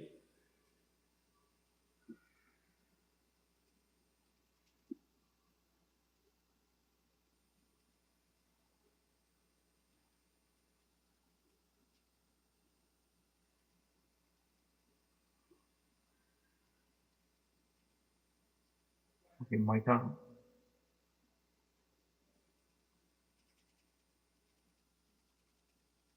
Yes. Okay, so Thank you very much. So my name is Imai. Hello, everybody. I work at Kobe University in Japan, and thank you very much for giving me the opportunity to speak at this web conference today. And I was very impressed by everyone's excellent presentations. And today I created a presentation video to explain the basic concept of this new technique. I think the most important point of this new technique is how to perform the color enhancement. And actually, I love black and white image. So let me start my presentation video. Professor Nakamura, could you please start my presentation video on your computer? Is it okay? Can you watch my video on your screen? Everybody know? Oh, my name How about is this? Yes. Oh, yes. Perfect, Okay. perfect. Thank you for this great opportunity to share. I will the use of intraoperative fluorescent angiography in vitrectomy. As you know, vitrectomy has advanced significantly, and one of the current hot topics is heads-up surgery.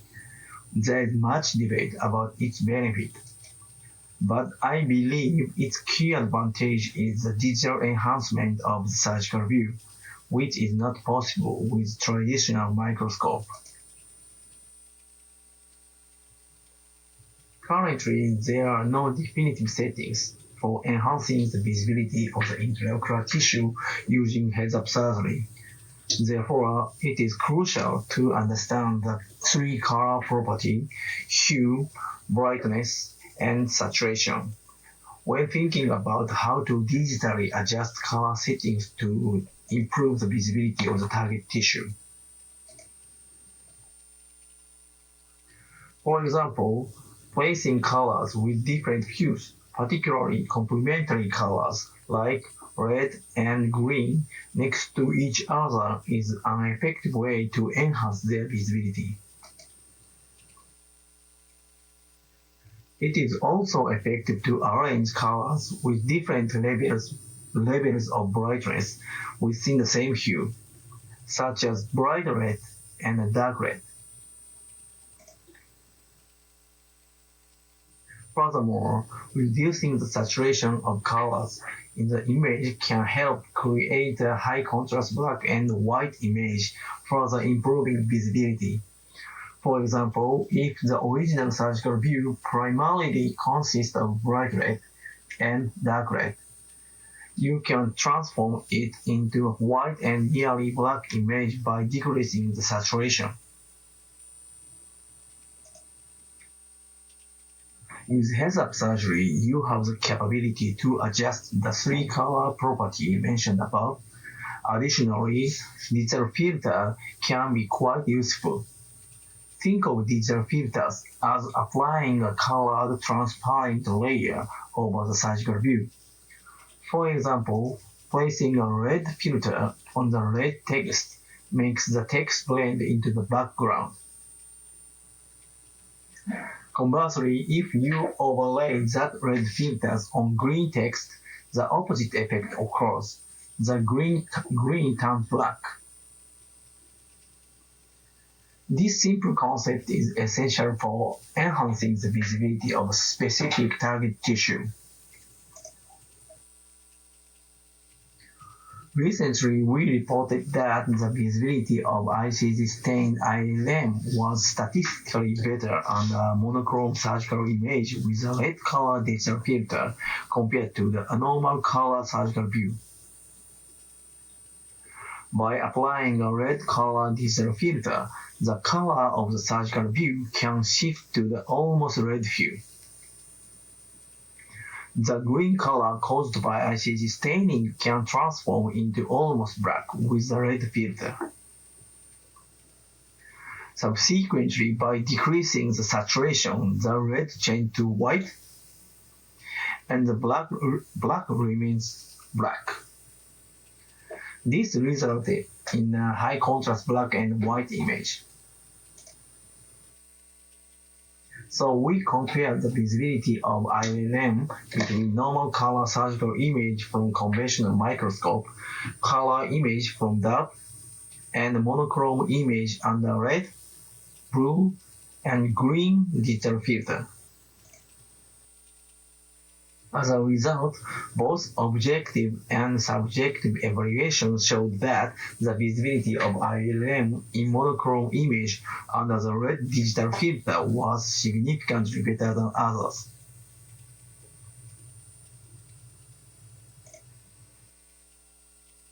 This is a representative case of this study. The visual acuity at the first visit was 0.8. After the vitreous shaving and ERM peeling, the ILM was stained with ICZ. The fundus was observed on color and monochrome image under blue, green, and red channel.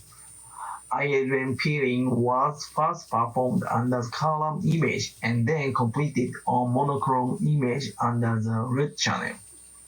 We can recognize that the visibility of ILM is high in monochrome image under the red channel. 3 months after the surgery, there were no complications and visual acuity had improved 1.2. So by now, you should be able to understand the potential of color enhancement by using heads-up surgery. 3D fluorescence angiography, the main topic of today, is also one of the techniques that enhance the surgical view through color adjustment. We applied this technique to PDR patients with vitreous hemorrhage. Usually, these patients cannot take adequate image analysis, including fluorescence angiography and OCT, before surgery to determine retinal status and plan surgery. This technique is very suitable for patients under such a condition.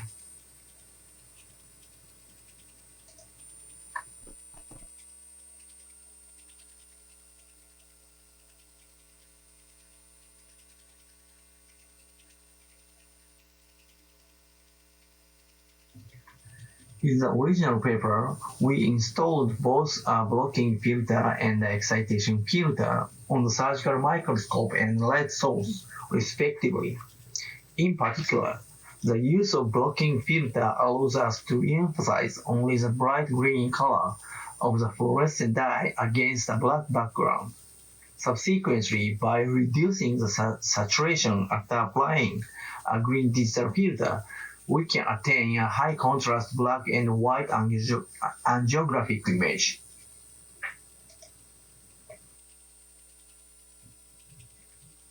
So this is a case involving vitreous hemorrhage secondary to old retinal vein occlusion. As you can see, we can obtain a very clear contrast enhanced image by using this technique. The advantage of this technique is that we can perform the surgery with an angiographic surgical view. This allows us to identify abnormalities on the retinal surface that may not be visible under normal color surgical view. We can accurately determine the location and extent of active fibrovascular membrane. By conducting membrane segmentation and delamination within the angiographic view, we can effectively remove the membrane.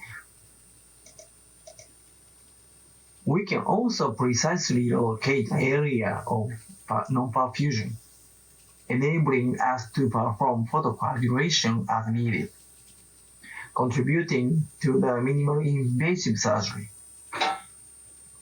So I think this is a significant advantage for many vitreous surgeons.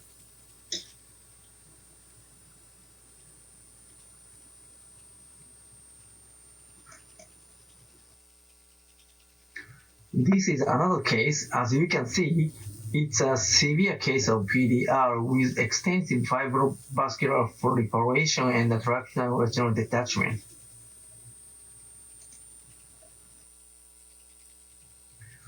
For this case as well, we introduced vitreous surgery combined with 3D fluorescent angiography.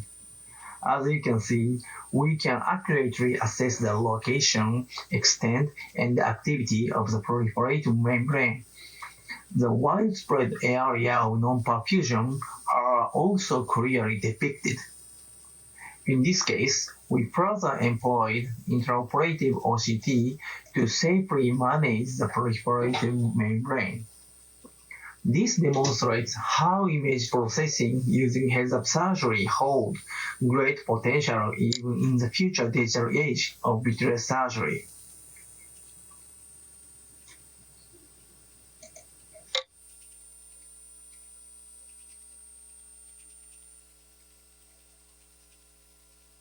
Here is a post-operative fundus photograph for this case, and the post-operative progress has been excellent.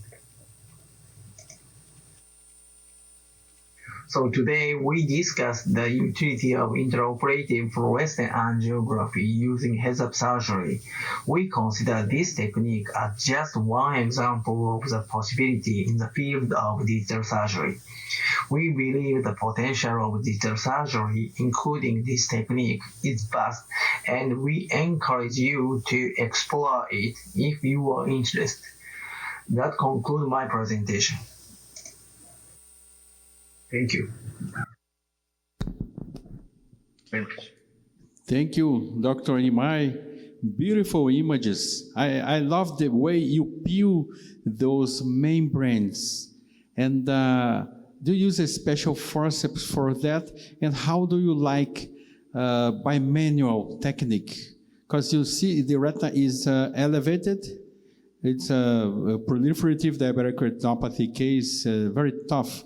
And how do you approach? And then you switch back to angio to see whether you got the vessels or the ischemic areas.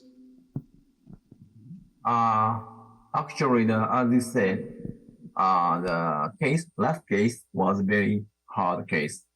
So we need to use the bimanual technique and indentation with the eye, both. But actually, I can check the activity of the fibrovascular membrane by using the fluorescent angiography, and I determine the position or extent of the fibrovascular membrane during surgery. But in this case, I used the intraoperative OCT. By using the OCT, we can check the position of the epicenter of the membrane, and I can select the starting point of my surgery. By using both 3D FA and the intraoperative OCT, we can perform the surgery very safe. Yeah, we need a longer time, but the surgery is safer, I think. Yeah, I think so too. And anybody would like to comment? Dr. Alan Franklin would like to comment on Imai's case? I mean,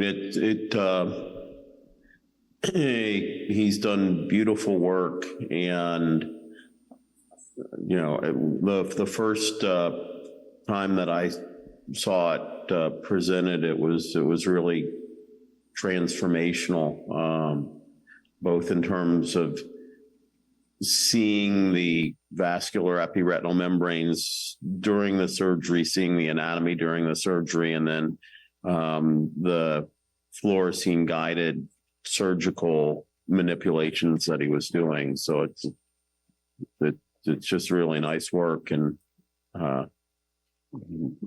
really appreciate his contribution.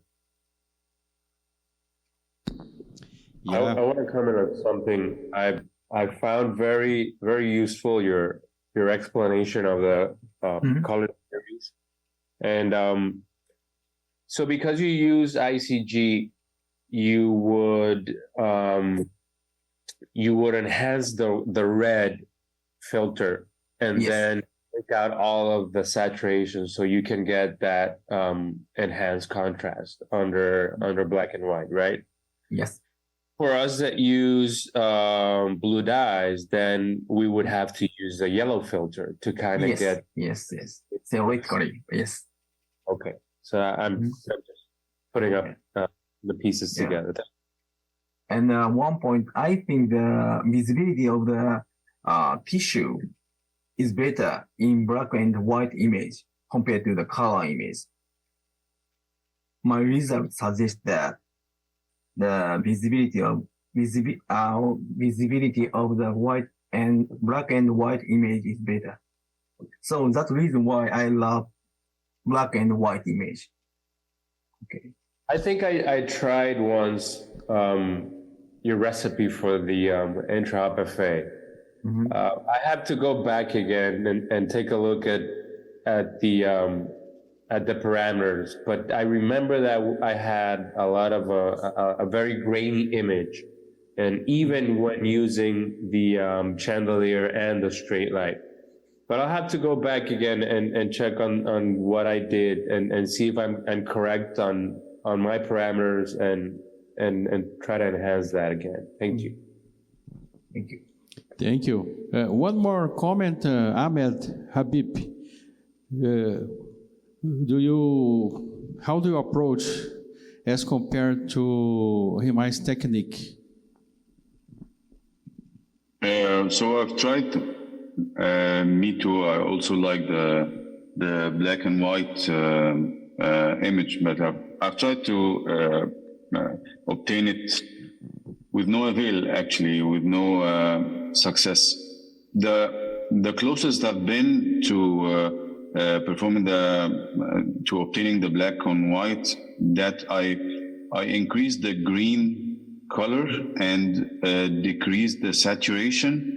So it gives me black and white, but with the green color of the fluorescein.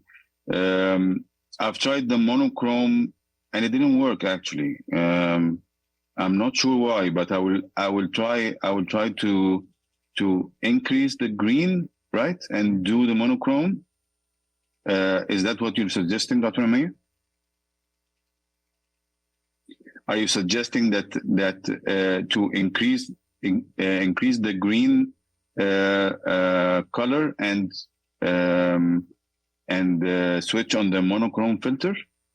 That's how you get the black and white? On the 3D FA? Yeah. Yeah, on 3D FA, the very important point is that we usually use the blocking filter, right? Okay. So by using the blocking filter, we can watch only green color, and the background is totally black. Okay. So when we inject the fluorescent dye, we can only watch the fluorescent from the dye. It means a very bright green color. And the background black. So at that time, we can get a very high contrast image. It means the bright green and bright dark green. It means black, right?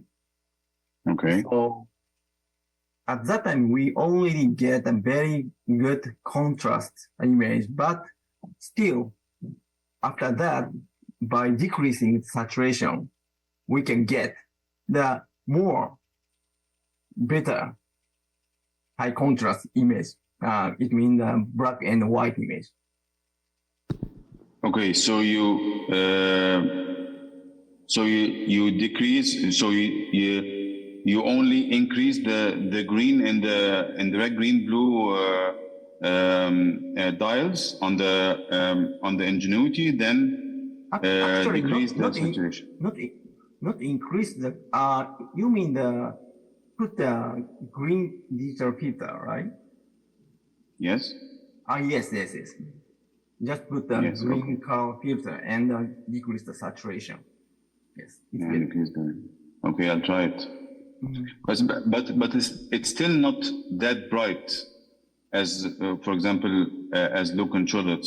It is. Yes, it is actually. black and white, but it's not that bright.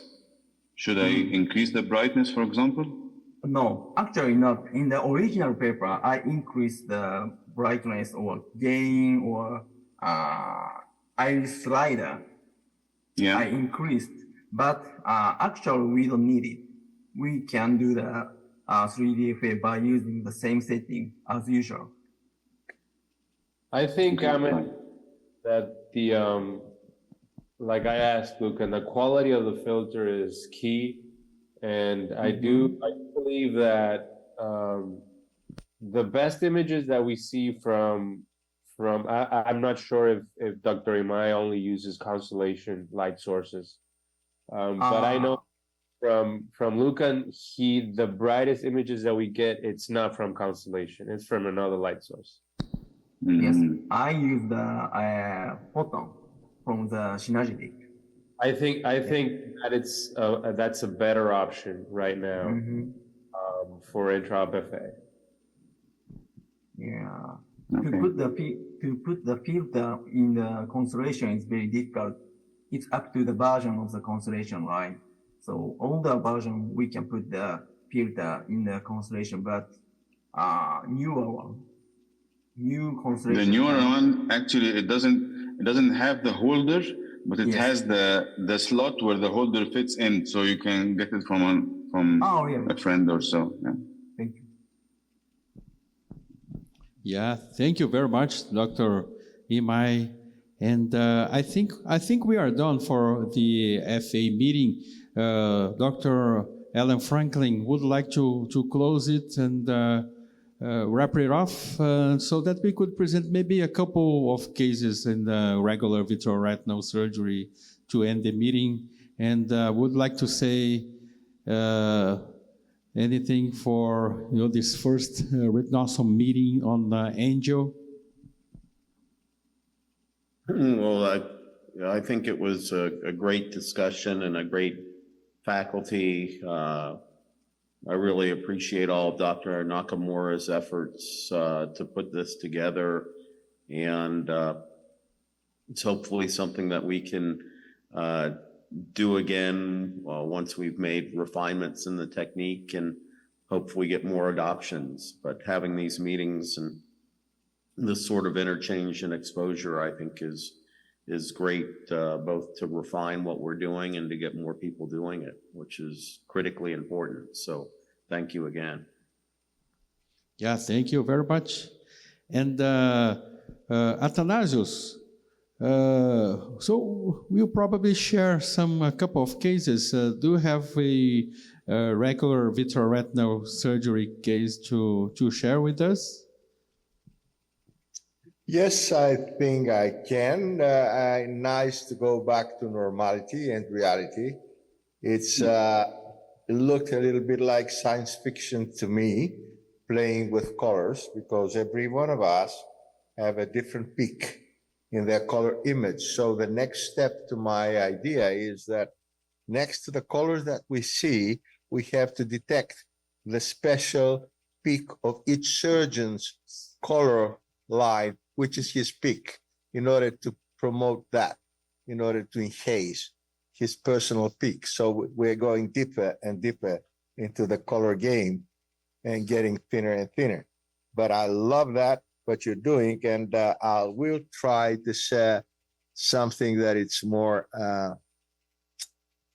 let's share screen first. And I would like to do this. I don't know if you can see it. Yeah, you can see it. I got a short video here. It's a lady who just was refused to be done surgery to her because she had uveitis, retinal detachment, and also cataract. And that was 6 months ago. And that after 6 or 7 months, people say that there was no actually perception of light. So it's a not operable case. So we're going back to say which is inoperable and which is not. And I don't know if I can share it. View. Let me and the full screen. First of all, we got to see what's going to happen with the cataract. So we just use the iris retractors and we try to put the 25 gauge trocars. In this case, I'm not using valve trocars because you'll see later. And I'm finishing the phaco surgery while I have implanted all the trocars inside the eye first. And then I have to see what's going on with retina. And then you can see there's a PVR in the retina, that's normal. And then I put a light because I need two hands for that. And we're going to the multiple way of, that was the reason that she has refused the surgery. It was that there was too much peripheral PVR, which is the most difficult, that needed scleral depressure and needed also, and then I tried to drain to find the locate the tear. And you can see with the scleral depressure, that's another take-home message. You can detect the tear, and then we tried to use some PFCL. And now that's the first time I'm showing to you. This is an infusion setup from the infusion using silicone oil 5700 Centistoke by using an old M1 infusion line, which is can be pressurized, and using the bimanual way of the constellation, removing the perfluorocarbon and injecting silicone oil at the same time through the infusion line. And what is there so special about this infusion Med1 line? The infusion is that it doesn't matter how much pressure you're going to put in. You can see it doesn't come off because it's plastic on plastic, covering plastic. Silicone oil is loves metal, so you can see even if you clog it, it doesn't come off the trocar. So it was an ingenious made by Med1 that nobody's using anymore because they're using the other systems, but I love to have it and I love to keep these things on my table and having a complicated case. As a matter of fact, after the surgery, the lady recovered some light just between 140 and 120 with this eye, but the other eye was good. And she was very happy with it, but just having the light was not enough. And after a couple of years, she had an injury in the good eye, and she got blind to the good eye because she had multiple retinal detachments and been operated several times. It was not in Greece, it was in another country. And she lost her eye. So this eye that was critically inoperable, nobody wanted to take off, nobody wanted to try it. That is the eye that she's using to live for the last few years. And so the take-home message is never give up. And we do surgery to almost all of the eyes that they need to, despite the LPs and the long time and the 6-month surgery and how complicated it can be. You never know what is going to happen to the other eye. You never know what is going to happen with this. So under the guidance of my old teacher, Relio Zivojnovic, who is happily living now in Montenegro, never give up.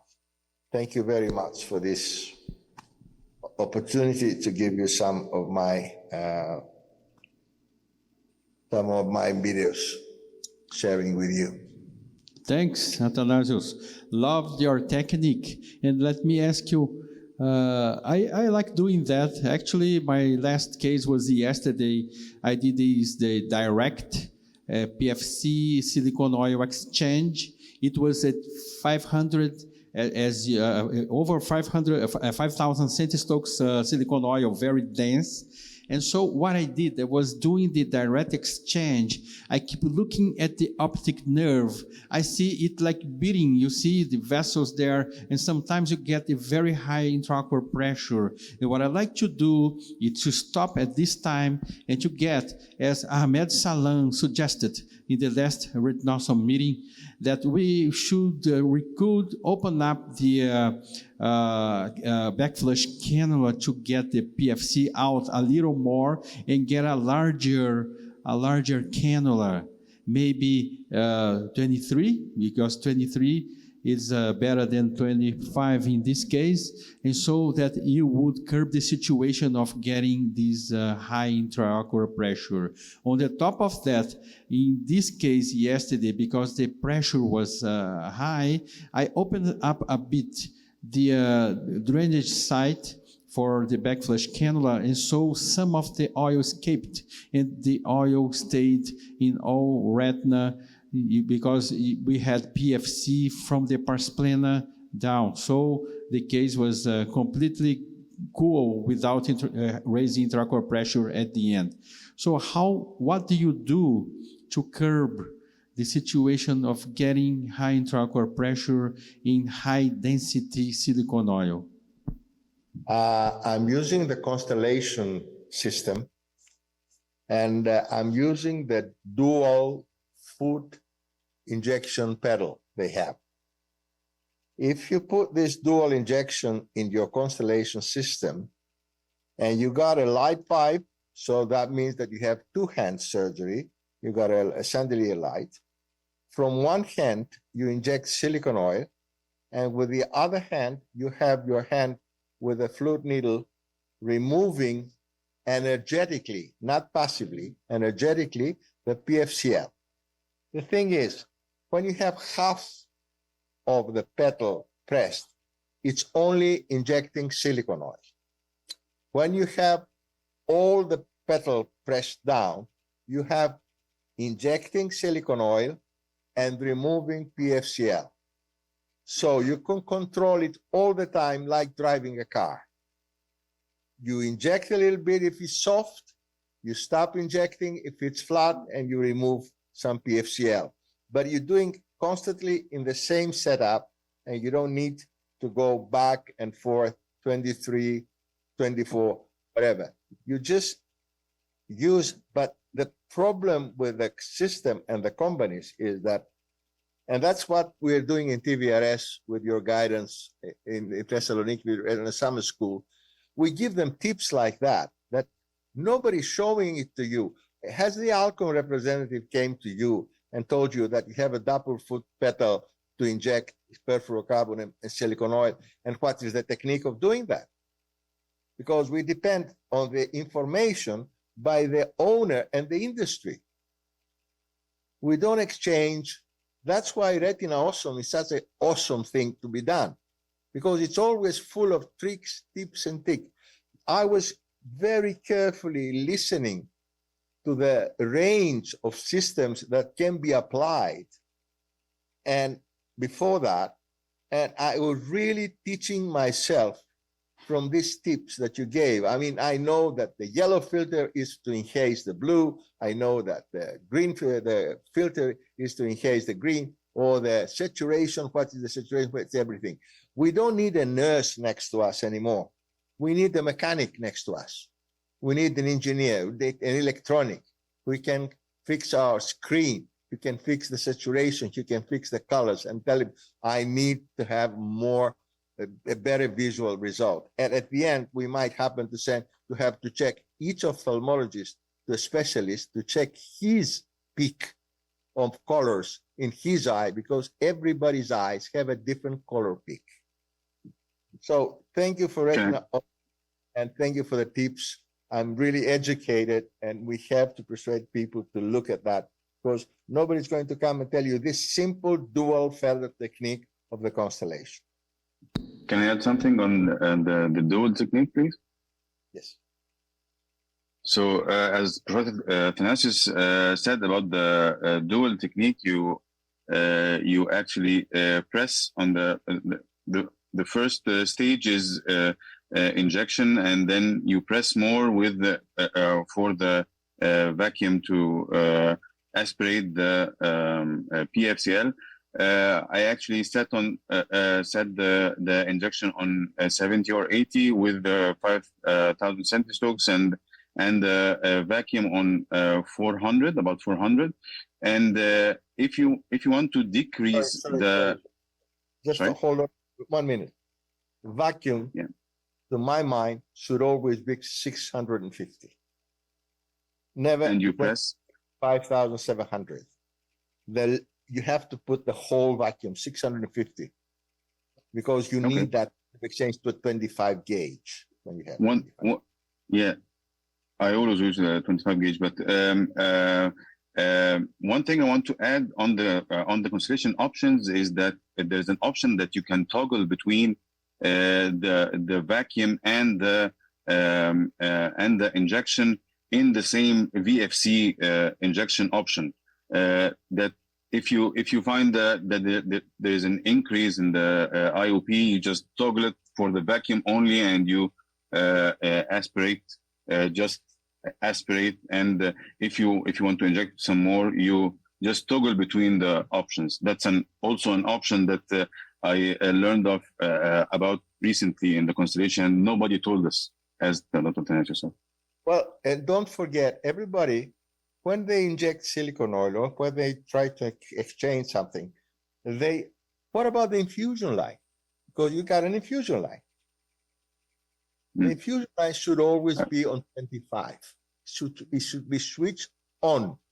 That's nobody tells you that if you have your infusion switched off in order to inject something, it's so small, the tubing you've got, there is no time to fill the eye with silicone oil if you don't have the infusion constantly on.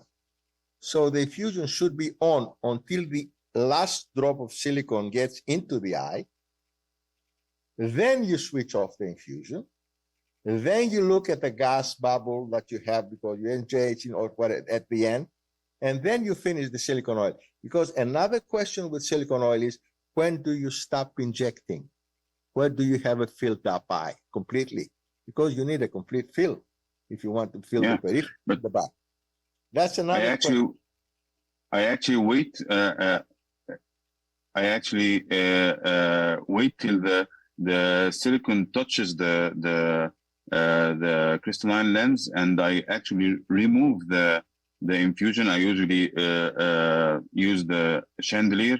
Then there is no infusion. This sclerotomy is closed, and I use the dual filter to end the surgery, and until the PFC is gone. And it's actually very obvious because the bubble is not immiscible with the silicone, as you know. When you switch off your infusion, you have a filled up eye. Remove it. Infusion on. When you fill it up, you have a very tough eye. But when you switch off the infusion and you wait for a few minutes, you'll see the eye goes back to normalized because you don't have the infusion on at the time. And then you can remove a few droplets or at the end. And then the way to leave the eye comfortable and the eye not to be painful, the eye not to have raised pressure and everything, it's on those details that you told us. You're controlling yourself, but you learn it by experience. There is no booklet to tell you how to do it. It's a crazy thing. Nobody tells you that this is capable. I was lucky enough to be invited when they have the Accurate system. Being old, you have a benefit, you have experience. You know what? You don't use it afterwards. But having the Accurate system, Alcon invited 5-10 surgeons in Hong Kong to learn how to improve the Accurate system. And we've been asked to do this and to do this and to do that. And now the Alcon doesn't transfer this kind of knowledge that we share between us in order to evolve. Because Hucolac used to make this constellation, there's a history behind it. Who made it? Do you know, we used to inject through 25 gauge infusion by using 55 millimeters of pressure because we didn't have any system to inject it before. So it's an evolution that is going on. And you pick up the evolution and you are rather young and you know all the tricks and tips, but you don't tell them to other people. So we need to have a session in TVRS. We have a session, and we'll have a session in Retina saying how to inject and remove silicone oil. And that's it. It's a whole class by itself. And thank you for sharing, and thank you for telling me a few tips yourself to me. Thank you. Thanks a lot. Great knowledge and great experience. We really need to share those info, of course. And Vibe, do you have any comment for this technique? No, I think Dr. Ahmed and Dr. Athanasius have told us some very interesting tips, the toggle and as well as the infusion line. I think these are very, very important things which are in between the lines. We don't really always get to know about them unless you experience them yourself and then you modify your technique. But if you're not using the constellation, then you can use a passive system of PFCL aspiration like we normally do with a flute needle. But it's always better to have the dual system if you have it available. All right, thanks. And before I call Marcelo to share his case, Marcelo Murilo Sasamoto, my friend and neighbor here from Bolivia. And I just want to say hello to Maximiliano Bitar. Maximiliano is from Cordoba. We were together in Cordoba, in Ophthalmo Cordoba. Thank you, Maximiliano, for being with us and sharing your experience as well. So, Marcelo, how do you do?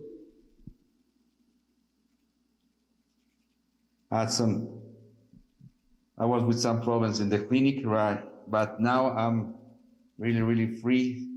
I need to give a presentation about a scleral fixation lens and a new technique that I'm creating. So I'm gonna share my screen.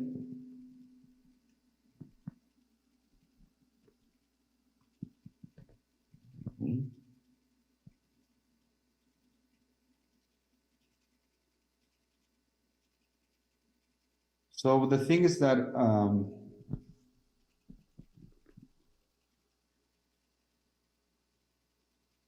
you see my screen? Yeah, it's not a full screen, but I see. So actually, we create this technique for those patients of ROP and late ROP, and which is the best option to do this type of surgery, and which the best technique for those children who need intraocular lens. So we started with transscleral fixation, and then we changed with Yamane technique, and now we are starting with these five cases of this modified Yamane technique. We were joking with Hudson in Ophthalmo Cordoba, the name of the technique, and we call it Yamane Sasamoto. Just kidding. So what we did at the beginning was, this was a patient with a blunt trauma, and we did actually was a blunt trauma, and the intraocular lens was a 3-piece IOL in the posterior pole. So we use the 3-piece IOL to fixate the lens. So this is a variant technique of the original Yamane, where we use the trocars to pass the optics of the lens. We make a large flange, as you're gonna see, a large flange, and cover it with a scleral patch. And the objective of this is to, as long as the ocular globe is going to grow, we need to see how the tissue is going to react to these optics and the material also. So what we did was showing the optic to the other side through the trocar, a big flange, put some glue, tissue glue, and then put the scleral and close it in the conjunctiva. Simple as that. We have 5 cases and we are controlling them. And we know that there's no perfect technique. We are looking and searching for the best techniques in these patients. We know also that in the future, we need a more consistent technique to offer kids and these patients. This is a post-op, 1 week, I believe. There's no tilt in the lens. So the patient is going well. So that's the technique. Thank you. Yeah, and the lens, how do you call this? You call it Sasamoto Yamane? That's nice. the 2 Japanese. We were joking about that. You should include me. I will try doing some cases. You should do it, Nakamura Sasamoto, as we found a partner from the Japan, Dr. Mura from from Argentina in the meeting. Congratulations. And what about you guys? Do you like doing this technique? How don't we ask Maximiliano? Maximiliano, can you hear us? Could you comment on Marcelo's case? You were with us in the Ophthalmo Cordoba meeting. That was awesome. If not you, anybody else would like to comment on the Marcelo's technique?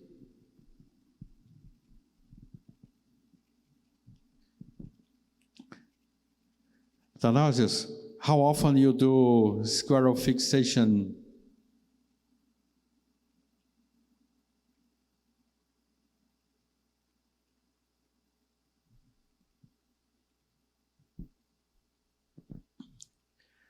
So, Marcelo,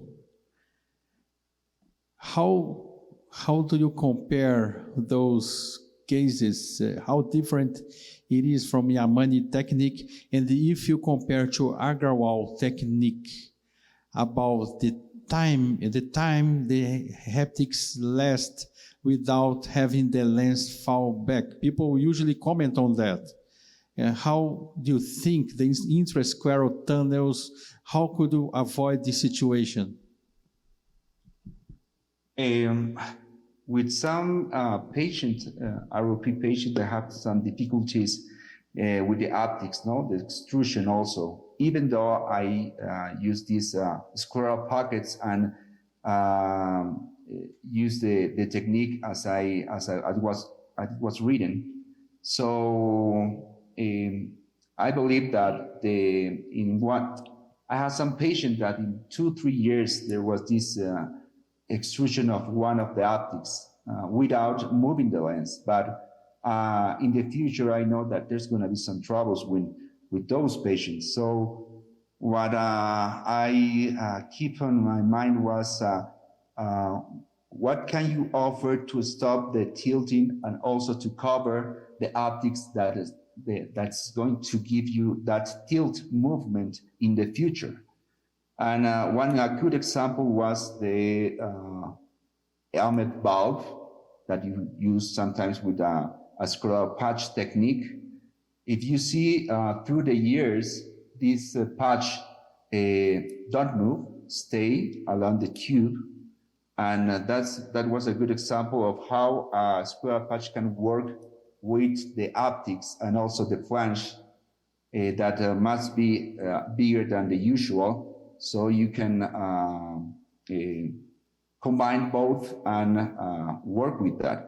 It was just, I have small cases, and obviously we need through the years see how it's going. But it was an idea that came to me, I believe, 6 months ago.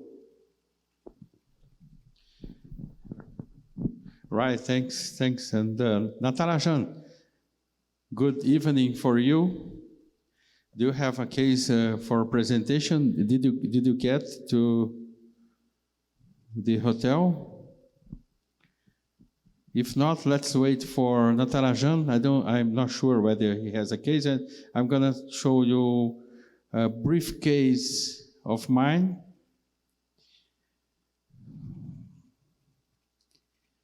Which is here.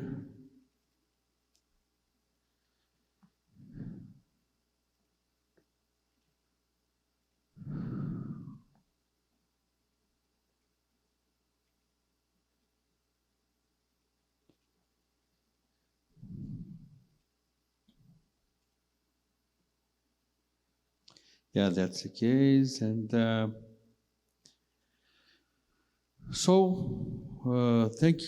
thanks for everybody for this session today. It was great to learn FA and vitrectomy and get more interested and share it with your friends and around the world. So I have no conflicts to disclose. These are our attachments here in Brazil, in Canada, France, and I have the pleasure, together with friends like Natarajan, Athanasius, Vaibhav, and Sasamoto, and others here, to be part of Retinawesome since the pandemics. This was our meeting back a month ago in Cordoba, on Ophthalmo Cordoba. This is available online as well. And so this is just a short video that I wanted to share you.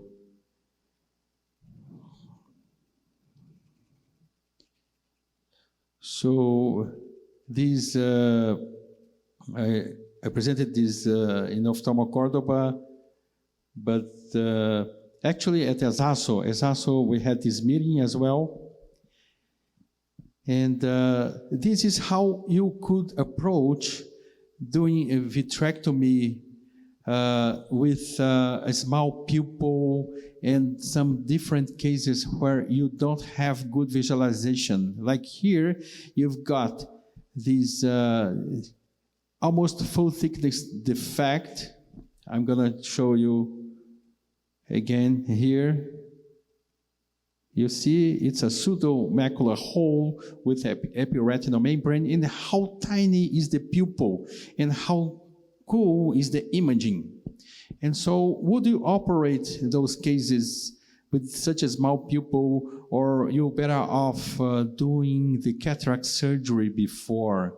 So, but you see how you've got some cataract here, irregular pupil due to uveitis, but still there is a good dilation, enough dilation so that you could see what you are doing. And after vitrectomy and brilliant blue, now you separate the epiretinal tissue from the internal limiting membrane. You see that the approach is very gentle. You still see through this small pupil, you gotta be very careful not to touch the lens, so that you do the surgery very gently. And now I'm using the macular lens and another air fluid exchange. In this case, I put brilliant blue, so in that way, it was easy to see the ILM. So this is another fast case that I do as an inverted vitrectomy. So why double stain, and when do you double stain or just stain once? So in such a case, you have this taut epiretinal membrane and tissue. Everything is kind of pulled up. The patient is phakic. Very clear lens. So you see like a plaque, this macular pucker very attached to the posterior pole. So I see vitreous here. That's why I don't like doing the triamcinolone, because I like seeing the vitreous. I do core vitrectomy, and after doing core vitrectomy, I love to use the macular lens so that you see the vitreous better. So it's good that you remove, you see here that white without pressure, you see the vitreous, you see the attachments. Everything is so clear now. You've got no more attachments from the hyaloid. And so that's time that you perform a complete air fluid exchange. And by doing the air fluid exchange, a complete one, you get a better stain of the brilliant blue. But of course, if you've got this pucker, you are not going to be able to see the internal limiting membrane because it somehow covers the ILM. And my first approach here is to remove the epiretinal tissue, the pucker itself. You delaminate it, and it came off like a veil. It's a very good technique, and now it's possible to separate the epiretinal tissue, the epiretinal membrane pucker. You see the macula is free now for another air fluid exchange and the staining. Sometimes I do staining right away because now you don't have the membrane over the retina.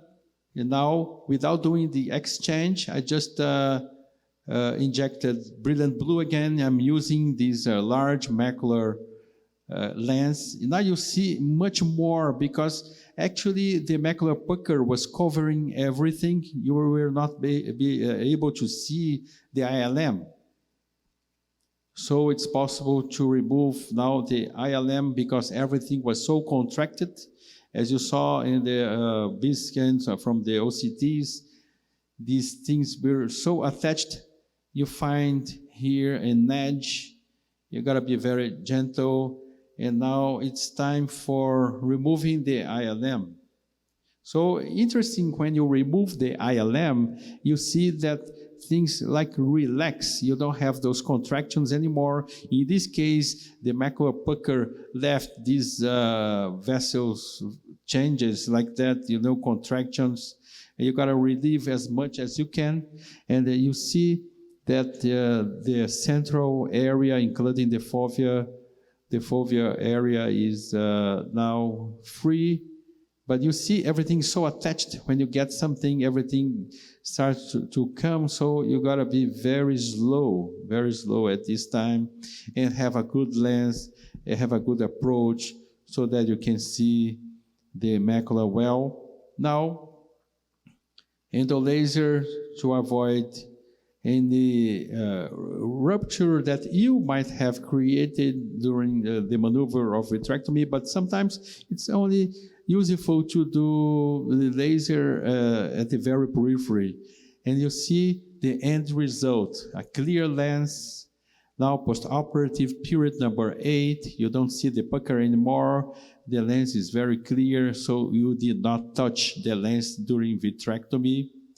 And this is amazing to see how you can do the surgery without removing the lens. And you see you have lots of cysts, even though we removed the ILM due to the long-standing period that this was there. So the patient could benefit from some intraocular injections as well. So you carry on the case. So I really appreciate you watching us here. Interesting cases, and I have to tell you guys, I learned it a lot from the FA meeting and from some of the our cases, and I love the advice from Athanasius as well. And if Natarajan is around, I would like him to comment. If not, Marcelo, what do you think about these approaches, double stain? I think a wonderful approach, Hudson. Great. I was quite spectator today, but I think wonderful. And I think today's your case is really interesting and a good lesson for a surgeon. Yeah, thanks. And are you in Nepal or you just came back? No, I arrived in Mumbai now. I reached home now. Okay. Natarajan, you like double staining or just stain once? And do you like double air fluid exchange or just do one air fluid exchange? You have to do injection because you remove the epiretinal tissue. Do you do another exchange or just a pull, inject the brilliant blue? No, in case I not able to do in full, then I do double like you. Not in every case. All right, thanks. And Marcelo, what do you think? I believe it's a really good option. You show us in Cordova your technique also in your case. So it's a very useful technique, I believe. We both have some difficulties at the beginning, but it works with double stain. Thanks a lot. And thank you very much for these beautiful sessions. And I'm I think I have the same thought as Athanasios. Athanasios, in these situations here, in those meetings, that's the time that we have to discuss different things that we don't see really written in the books. So this comes from experience. And I would leave up to you, Athanasios, to close this session, unless somebody else has another case to share, and you could close the session, Athanasios, please. I think that I learned a lot this time. You're combining innovations like the fluorescein with Alan Franklin, and all the friends that are doing it, and also all the difficulties that each one of us having to share with other people. I think Retinawesome should continue in this new way of we don't have to do it now, but we need to do it. So thank you very much, everyone, and you're welcome to the next session that I will always follow you. I'm a follower now, like everybody is doing, but I'm a follower of Retinawesomes. Thank you very much for inviting me. I learned a lot. Thanks a lot. And these videos are going to be available within probably 2 or 3 days, edited. And we are going to be very happy to share it to the ophthalmological community, especially those fancy techniques that ophthalmology and especially vitreoretinal surgery is facing today. Thanks a lot. Thanks, Natarajan. Thanks, VibeHev and Sasamoto, everybody, for being part of this, for me, a great course. Thank you, Hudson. Thank you, guys. Nice to see everybody. Thanks.